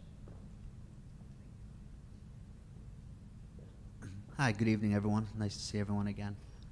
Before we take a look into the data, I would just like to inform everyone, if you're not aware, proficiency in regards to New York State testing is any student who scored a level 3 or a level 4 on the state test. So if you take a look at our 23-24 data, we're going to start off with the ELA 7, our 7th graders, who are now currently in 8th. They scored 30% last year.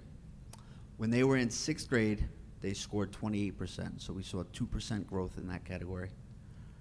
Our 8th grade students, who are at 35%, the previous year they were 34%, so they showed a 1% growth. Our 6th graders, who scored 29%, the previous year when they were in 5th grade, they scored 23%, a 6% growth. So while that growth may seem minimal, at the end of the day, it is still positive growth. It is something we will still build upon. But again, it is positive growth, so that means we were better than the year before. So it's something we look to improve upon.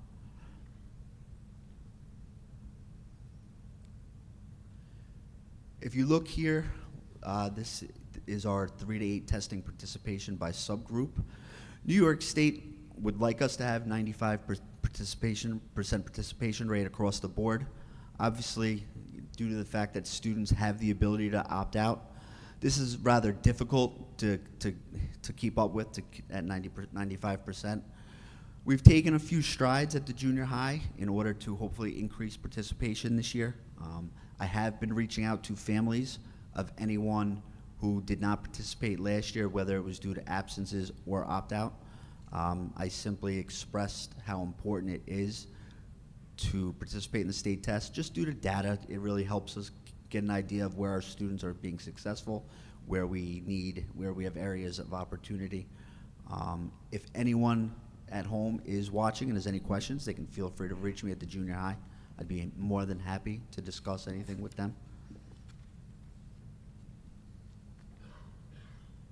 One other thing we're going to do at the junior high this year is we're going to designate an individual to help with the state test for a 2-week period. So if they do miss, the first day or 2, the testing window will remain open for 2 weeks. So we are going to try and get each and every one of our students who is absent to take the test. If we take a look at our math, if we look at our 7th grade math students, last year they scored 26%. The previous year they scored a 13% proficiency, so we saw a 13% growth with that grade level. If we take a look at our 8th grade, 38% were proficient. The previous year, they were 26%, so we saw a 12% growth. So we've really started to see some improvements in the math area. Once again, this is something we're going to build upon. We have put in other steps, other processes to hopefully, other programs as well, to hopefully really build upon it, but it is a great starting point as far as we all believe. Same thing goes with the participation here, so we're going to take the same steps. I can't stress enough, we are focusing in regards to participation on all students. We have an enrollment last year was 376 students. So the more students we hit, obviously the percentages will go up, will increase much quicker. If you take a look here, this is the first year for the science test last year. 41% of our students scored proficient on the state test. We are only 6% below the average of all the districts in the Questar. So I really commend our science department. I think they did a great job. I'm looking forward to see what this year brings, but I'm very proud of this as a first-year stat. This is probably the statistic I'm most proud of this year. Chronic absenteeism. Last year, we were at 32.7%. This year, as of yesterday, we were at 22.67%. So it's a really, big decrease in the number. I owe a lot of this to our attendance team. We meet every Friday. Mr. Collins, our attendance officer, is part of the team. We also have many members who come from outside organizations. My school counselors, we all meet, we really discuss. Right now, we're really focusing on the at-risk, chronically at-risk students. So we are hoping to bring down that number even more. But I'm a big believer, obviously, if students are not in the building, it's really hard to bring up the proficiency levels. So this has been a main focus of myself and my team this year. And so far, so good. It's a number we still, 22%, still not happy with that. I would like to bring it down a lot more. So where do we go from here? We're still looking to go up, obviously. We know we want the best for all of our students. We are configuring the master schedule. We're trying to configure it so we have more PLC opportunities for our staff. This year, we're conducting PLCs after school. Next year, the goal is to have all of our staff have a common planning time period. We're also looking to increase AIS services, whether it's push in or pull out. We're really hoping to give each student the AIS service that they need and deserve. We are also working in collaboration with our Questar coaches and Auburn. The Questar coaches are in the process now of conducting a needs assessment for all of our Hispanic subgroup students, again, just based off the TSI designation. We are also going to specifically tailor these programs to meet the needs of both Hispanic and Black African American students subgroup based upon the fact that they are a potential target subgroup. So how can we increase instructional time for our students? That is the way we will increase our proficiency. These are some just ideas, just thinking outside the box. Possibly extended learning time, if we can secure a grant in some aspect or other avenues. After school tutoring is a way, a few years ago I was told, that helped increase scores. Again, just ideas thinking outside the box. I think we do need to get creative in our thinking, but I do believe with the team that we have, we definitely can all put our heads together and really look to improve upon the scores and the success that we're starting to have. With that being said, do you have any questions for Dr. Torres or myself? Do we know in terms of the test participation, do we know the breakdown between absentee cause versus opt-out? We do have that information. Roughly it was, I want to say last year, 6th grade was roughly 10 students. When we got up to 7th and 8th grade, it got a little bit more. It was about 40 students per grade. We did see a lot last year of students who decided the day of the test to opt out. That is another measure we're going to put in place this year. I'm going to put a deadline of 3 days prior to have an opt-out letter on file. for numerous reasons, that will allow me to contact parents, express concerns of opting out. Obviously, it's every family's right, but the data really helps us in our, to find out where we can really support our students. Yeah, and I think I'm just going to say this, and you can tell me if I'm wrong, but these state exams aren't really grading the kids; they're grading the school, and so I wouldn't want the kids or the families to take it too much to heart. It's really about how the school is doing as a whole. Oh, Absolutely, and that's I do stress we're trying to keep it as least stressful as possible for our kids and our families. Again, it is their right, but the state does look at us, as at all districts at 95%. So it's really just trying to relay the message to our families that there's no negative reason to take it, not take it. I'm sorry, and just stress the positive and the importance of how it will only benefit not only their child, but moving forward, really everyone else in the district.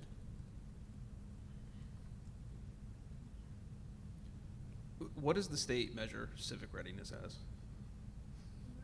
The civic readiness was one of the criteria, I guess. Yes, that's a new one. Okay. Yeah. So I believe that the number of college credits offerings at the high school level, AP classes, et cetera, preparing students for college and careers, that is something that the state is also, trying to come to some sort of conclusion and figure out. We are still getting information about that. It has also something to do with the portrait of a graduate. And I don't know if we have presented on that before. I believe the strategic plan had the portrait of a graduate. Any other questions?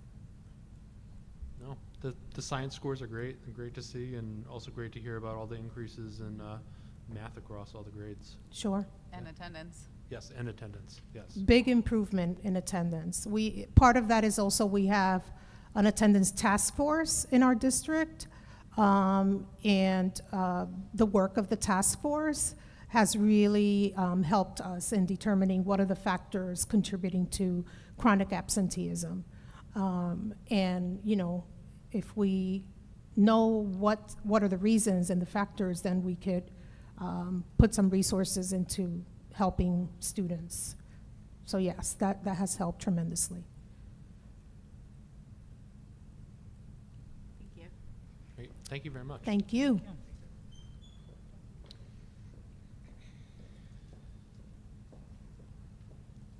JLE proposal. I believe they actually left. So we can move on. Yeah. Okay. Yeah.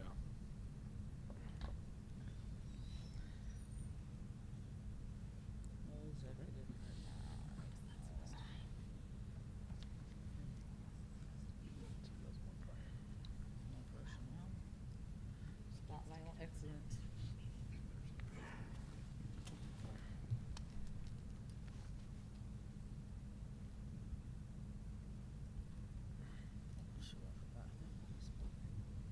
That's how she spelled her name?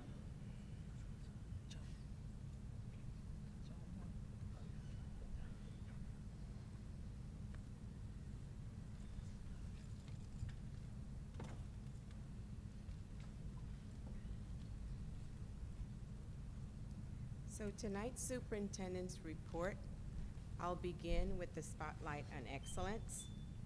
And these awards are given to spotlighting whether they be community members or staff members on things that they're doing that are extra special for Hudson, or just spotlighting the great work they're doing. So first, I'd like to call Miss Gail Wheeler, if you're in the audience.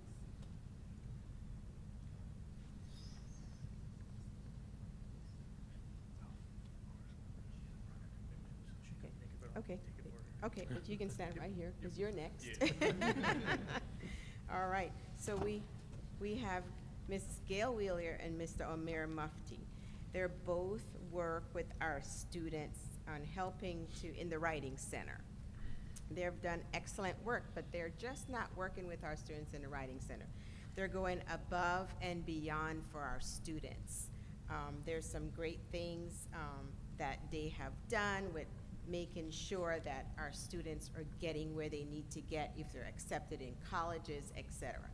And Mr. Mufti is a Hudson grad who loves Hudson and is giving back his time to us and making sure that as an alumni that the students are successful. So I'll give these two awards. Here's yours, and then Ms. Wheeler's is there. And what we usually do is once we give all the awards, everyone comes up front and take a picture with the board. So you can We out.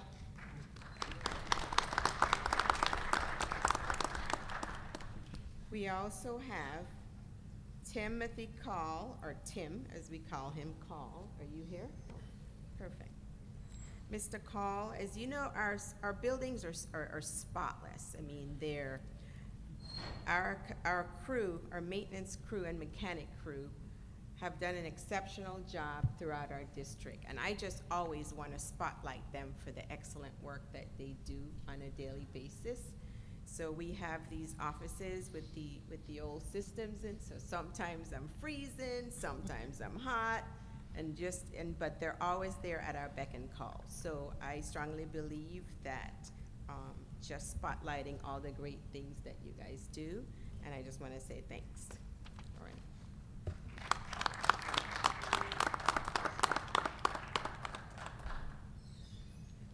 Next we have Miss Joan Hunt.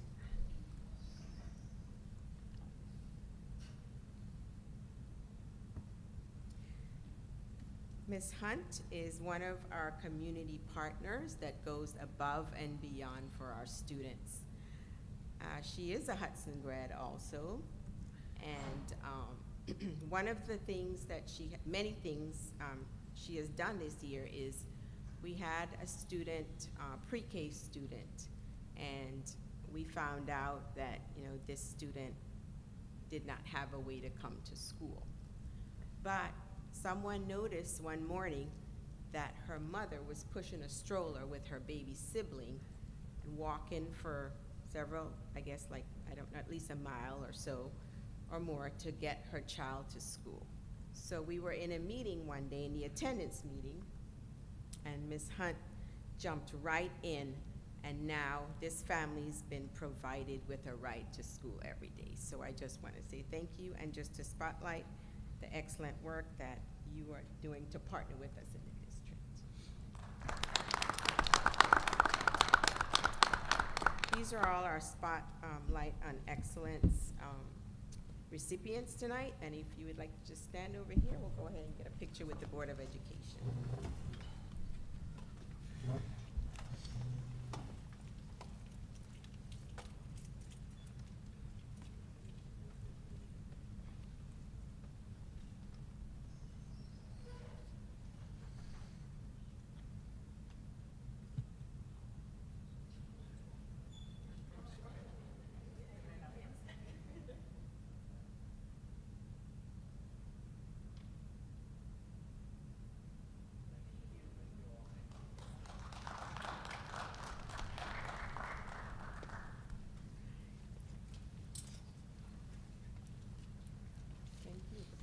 Also, I just want to talk a little bit about a work-based learning program that's in conjunction with the high school kitchen and Ms. Smith's class. As you can see, one of our students is gaining valuable experience just working, learning about food service, etc. So this is a great opportunity for our students in Ms. Smith's class where they can gain this experience and take their skills beyond high school. Ms. Rabinowitz talked a little bit about the visitation from the Verizon Innovative Learning team, and they were here last week. We worked together as a team, and we forecast what's next for our district in using all the great resources they gave us. So they visited classrooms, et cetera, and Ms. Rabinowitz already touched on it, so I don't want to repeat what she said earlier, but it was a great opportunity. And for the fact that they supplied us with the devices, they were very impressed with our team. They were very impressed about what's happening across the district. And overall, we were able to plan together. And one of the, as you know, my mantra is together we can. So together we can continue to get the best from our Verizon resources. I had a chance to attend Annie on Friday night. It was a great success. Our students are very talented here in Hudson, and it's great that we're able to showcase them. And kudos to all of the team members who were a part of making sure that this production it was such a great hit. Kindergarten screening is happening now, pre-K applications is there, and then we have the Seussical musical that's coming up on March 28th at 7 p.m. And now you'll get a report from our athletic director, Mr. Briscoe.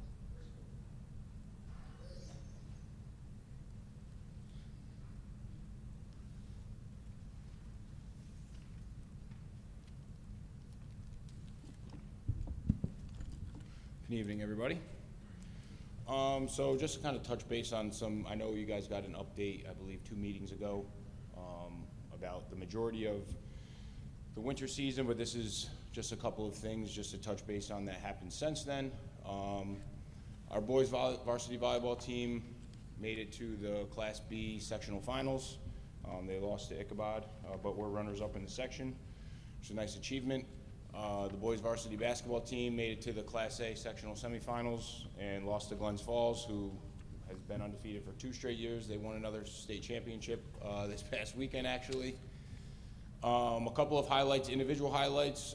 We had league MVP for boys basketball in Keith Robinson, as well as a first team all-star selection in Gannon Logue. Our bowling team had a second team all-star, Tyler Finkel. We had 2 second team all-stars for boys volleyball, which was Griffin Foster and Anthony Florio.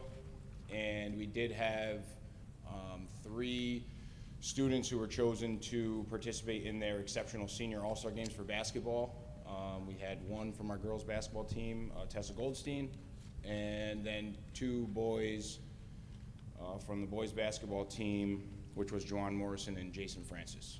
So they got, unfortunately the girls game got canceled because the other team that we participated in didn't have enough girls, but our boys did get to participate in that last week with their fellow seniors from the Batroom Conference, and they competed against the Wasserman League, which is up north. One other thing that I wanted to touch base on, which I didn't have the data on when I had sent this in, was our winter scholar athletes.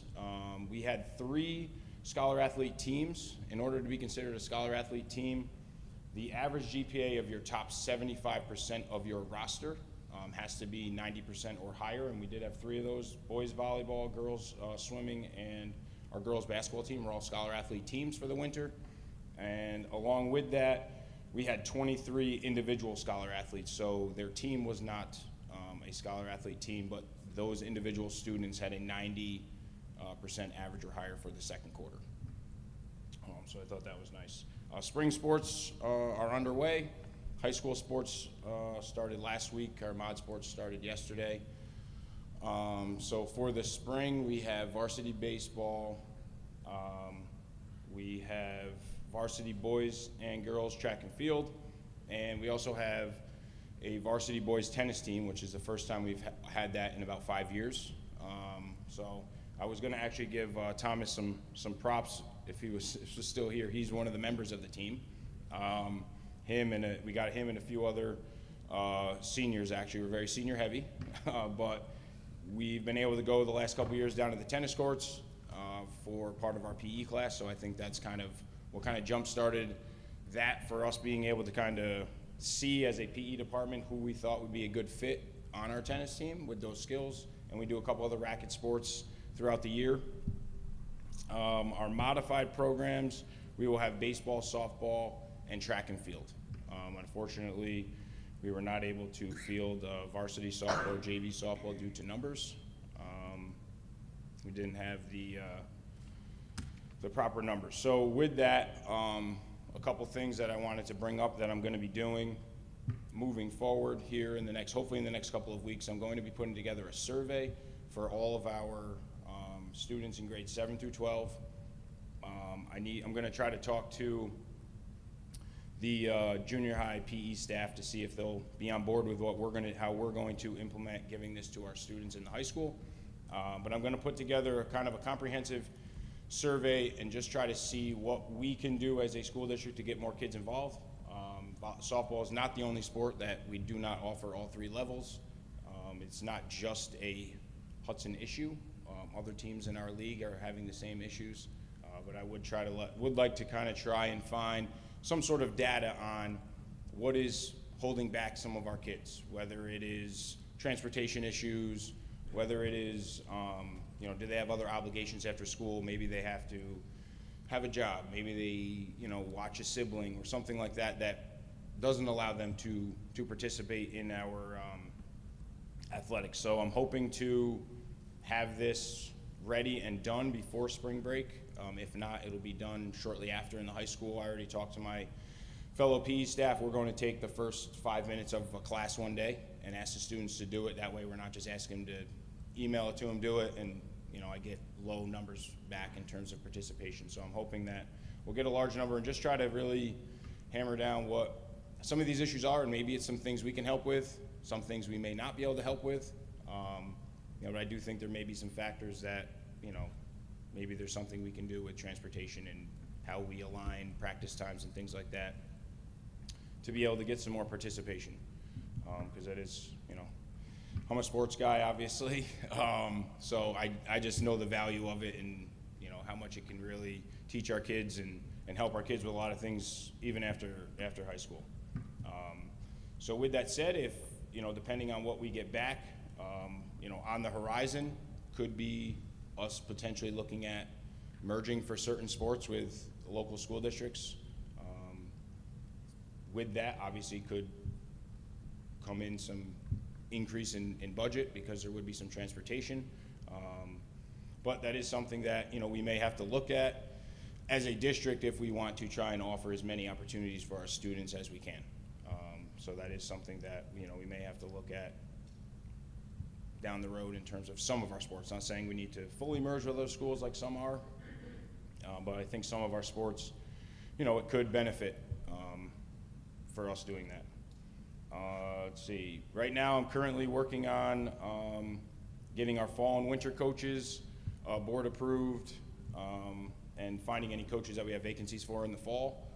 That's kind of on my next list of things to do is make sure we have all of our fall coaches established before the end of the school year, so that way any summer workouts that they want to do with their fall teams, we are all set and all teams can have equal opportunities with that.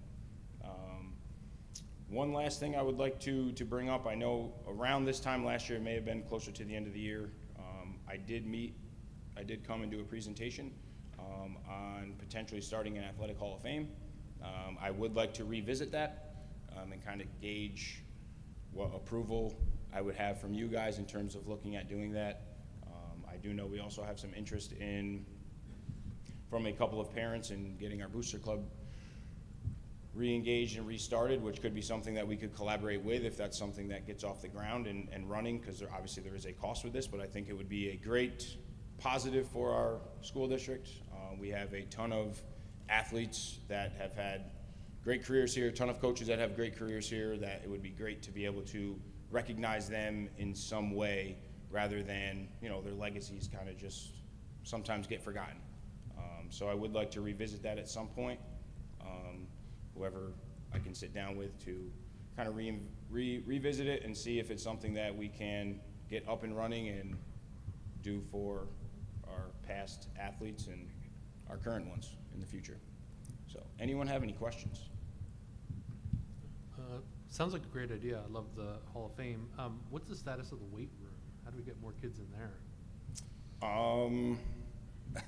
That's another great question. So I know, like, the football team right now currently has the weight room open a couple days a week. That they've, you know, voiced to their own players, not necessarily to everyone. That's the, you know, the football coaches have that open.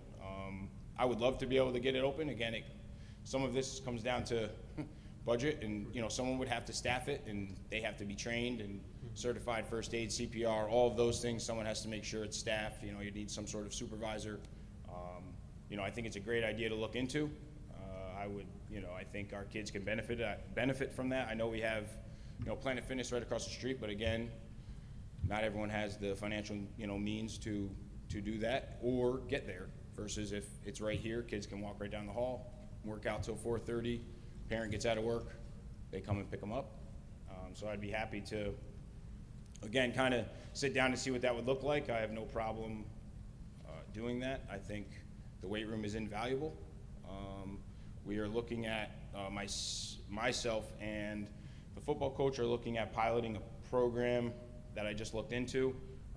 We're kind of in the beginning stages of getting it. We're working with Cheryl to see if it covered under Ed Law 2D, because it's a web-based program.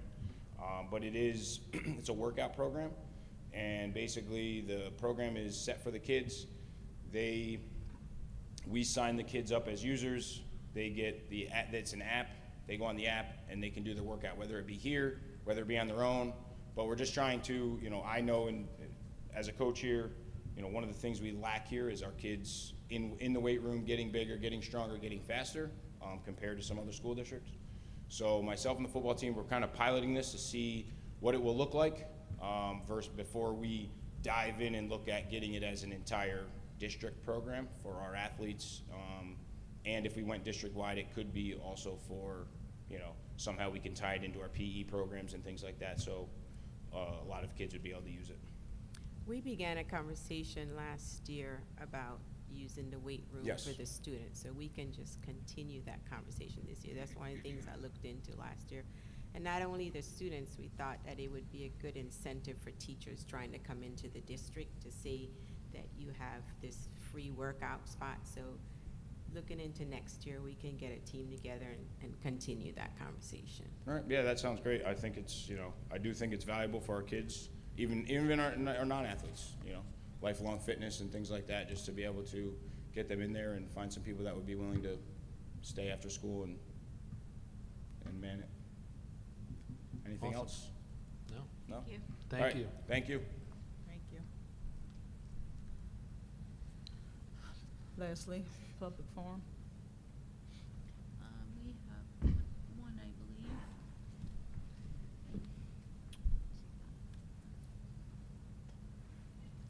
Gina Malinsky. Read my spiel. Ladies and gentlemen, about to convene into the public comment period of our meeting. Although state law does not require us to hold a public comment period, we have chosen to do so because we believe it's crucial for us to hear from our community members about their concerns and issues. Having said that, please note that the board is here to listen. The public comment period is not designed to be a discussion. Accordingly, please do not expect the board to respond to your concerns and questions tonight. We will have the appropriate administrator get back to you at the right time. Under state and federal privacy laws, we're unable to entertain any comments or questions about school personnel. On these matters, we actually go through the proper administrative channels. Each speaker is allotted 3 minutes. Hi, Gina Malinsky. The grants, I was wondering, can we get a grant to like WD-40 the chairs in here? It's so noisy and distracting. But also, I did want to ask about the one grant that talked about the Hudson police officer, safety officer. Is that whole salary covered by a grant? And would we lose that if we lose that grant? And that can be answered. So it's covered by a grant right now. If we lose the grant, I mean, we would have to look to see if there are other places that we could, you know, either move it into the general fund or find another grant that would support that. We're actually trying to write another grant that we have tried a couple of times to write a grant in conjunction with the Hudson Police Department, and that would fund the resource officer, but we haven't been successful, so we're gonna go at it again. And hopefully, it's a nice big grant, so hopefully we'll get it. But it would have to be a decision made that we would have to bring that position into the general fund. And right now, I do believe that position pays mid-50s. The other reason why I'm here is I'm here as a member of the board of the Hudson Children's Book Festival. So I just wanted to share our flyer for this year and ask everybody to share. Can I walk in here? Yeah. We have a new location this year at Hudson College. It is Saturday, May 3rd.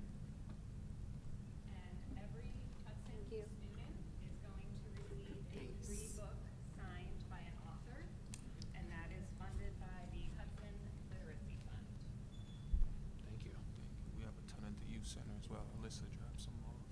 Alyssa delivers some to the youth center. We'll hang them up where they It's in my calendar, but I will hang it up.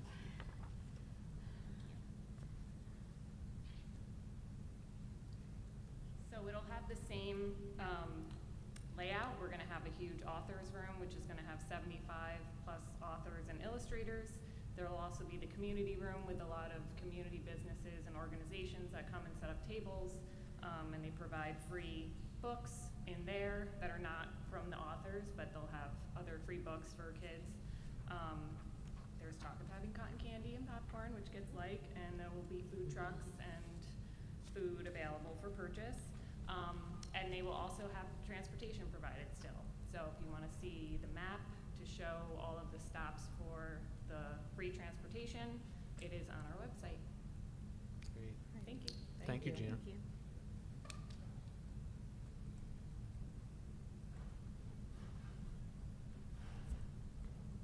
Leslie, anybody else?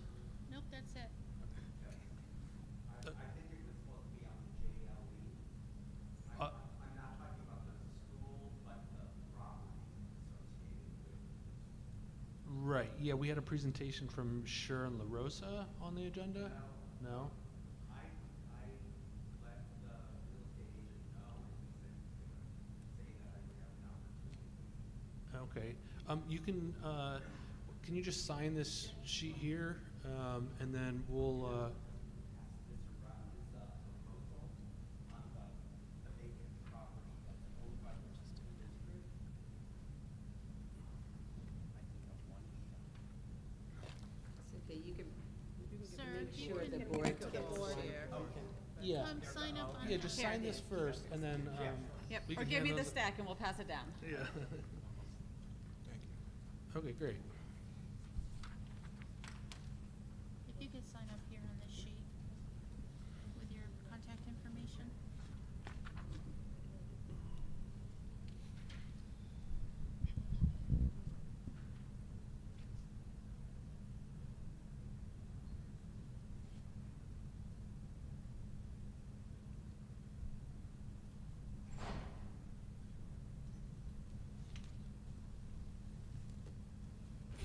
And can I have a copy?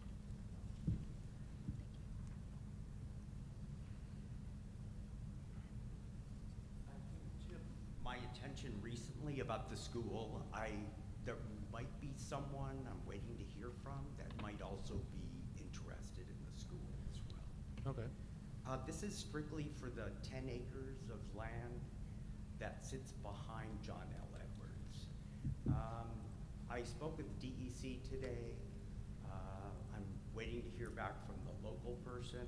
The idea of actually taking the lower lands, which are considered a floodplain, and actually making that into a wetlands, which I thought also for students would be interesting because it's right here at the school. So, Yeah, thank you. Yeah, that's a great Yeah. idea, and, yeah, we'll close the loop with Dan. Sorry about the confusion. No, that's fine. But, yeah, I love this idea, and, you know, appreciate you coming. and I've met with the city as well. Oh, awesome. To try to put it together. Thank you Cool. very much. Thank you very much. Thank you.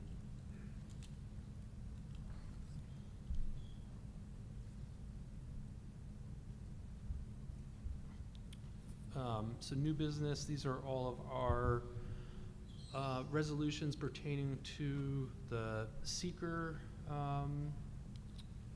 and the seeker resolutions and capital projects. Each one requires an individual vote to be recorded. So start with A, make a motion to approve the resolution determining the proposed 2025 capital project and confirm it constitutes a type 2 action under SECRA. Second. All in favor?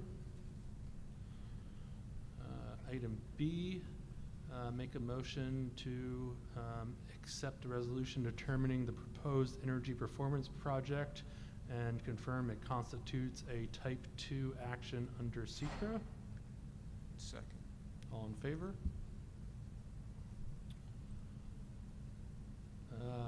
Number C, make a motion to accept the resolution of necessity regarding school district improvements. Second. All in favor? And make a motion to accept the bond resolution dated March 25th, 2025. Second. All in favor? Make a motion to accept the resolution authorizing the submission of a proposition for the approval of a bond resolution. Second. All in favor?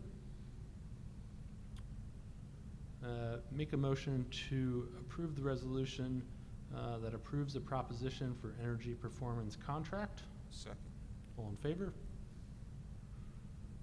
And make a motion to accept the resolution to authorize energy audit by Johnson Controls. Second. All in favor? Great. Thank you, Tyler and your team. Thanks for getting us this far. Look forward to hearing more. Thank you.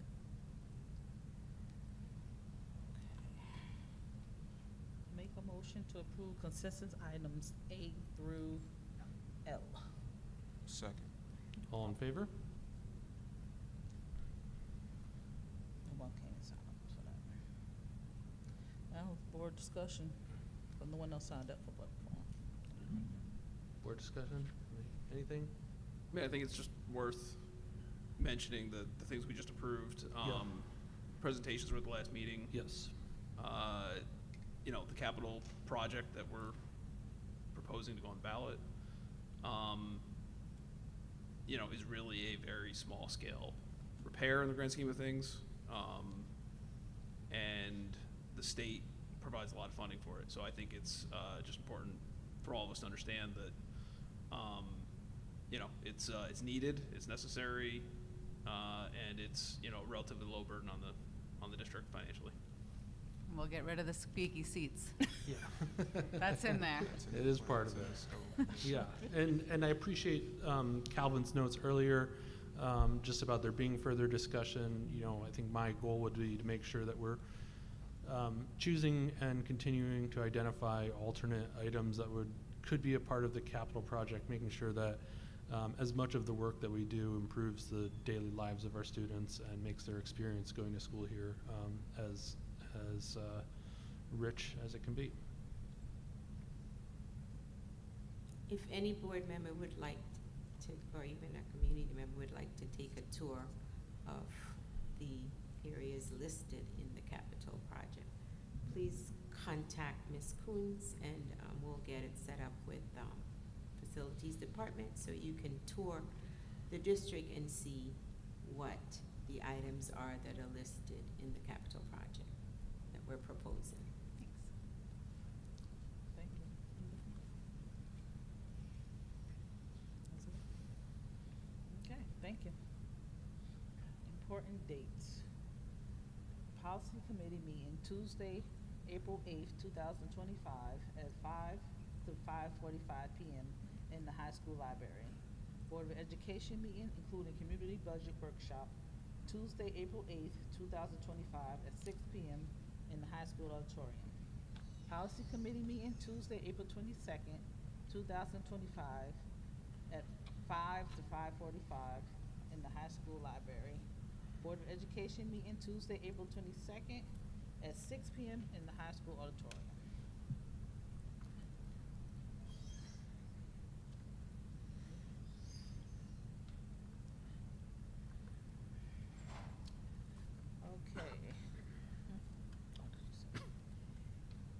Be it resolved, the Board of Education will enter into executive session at 8:20 for the purpose of the proposed acquisition, sale, and lease of real property. To discuss the employment history of particular persons or corporation.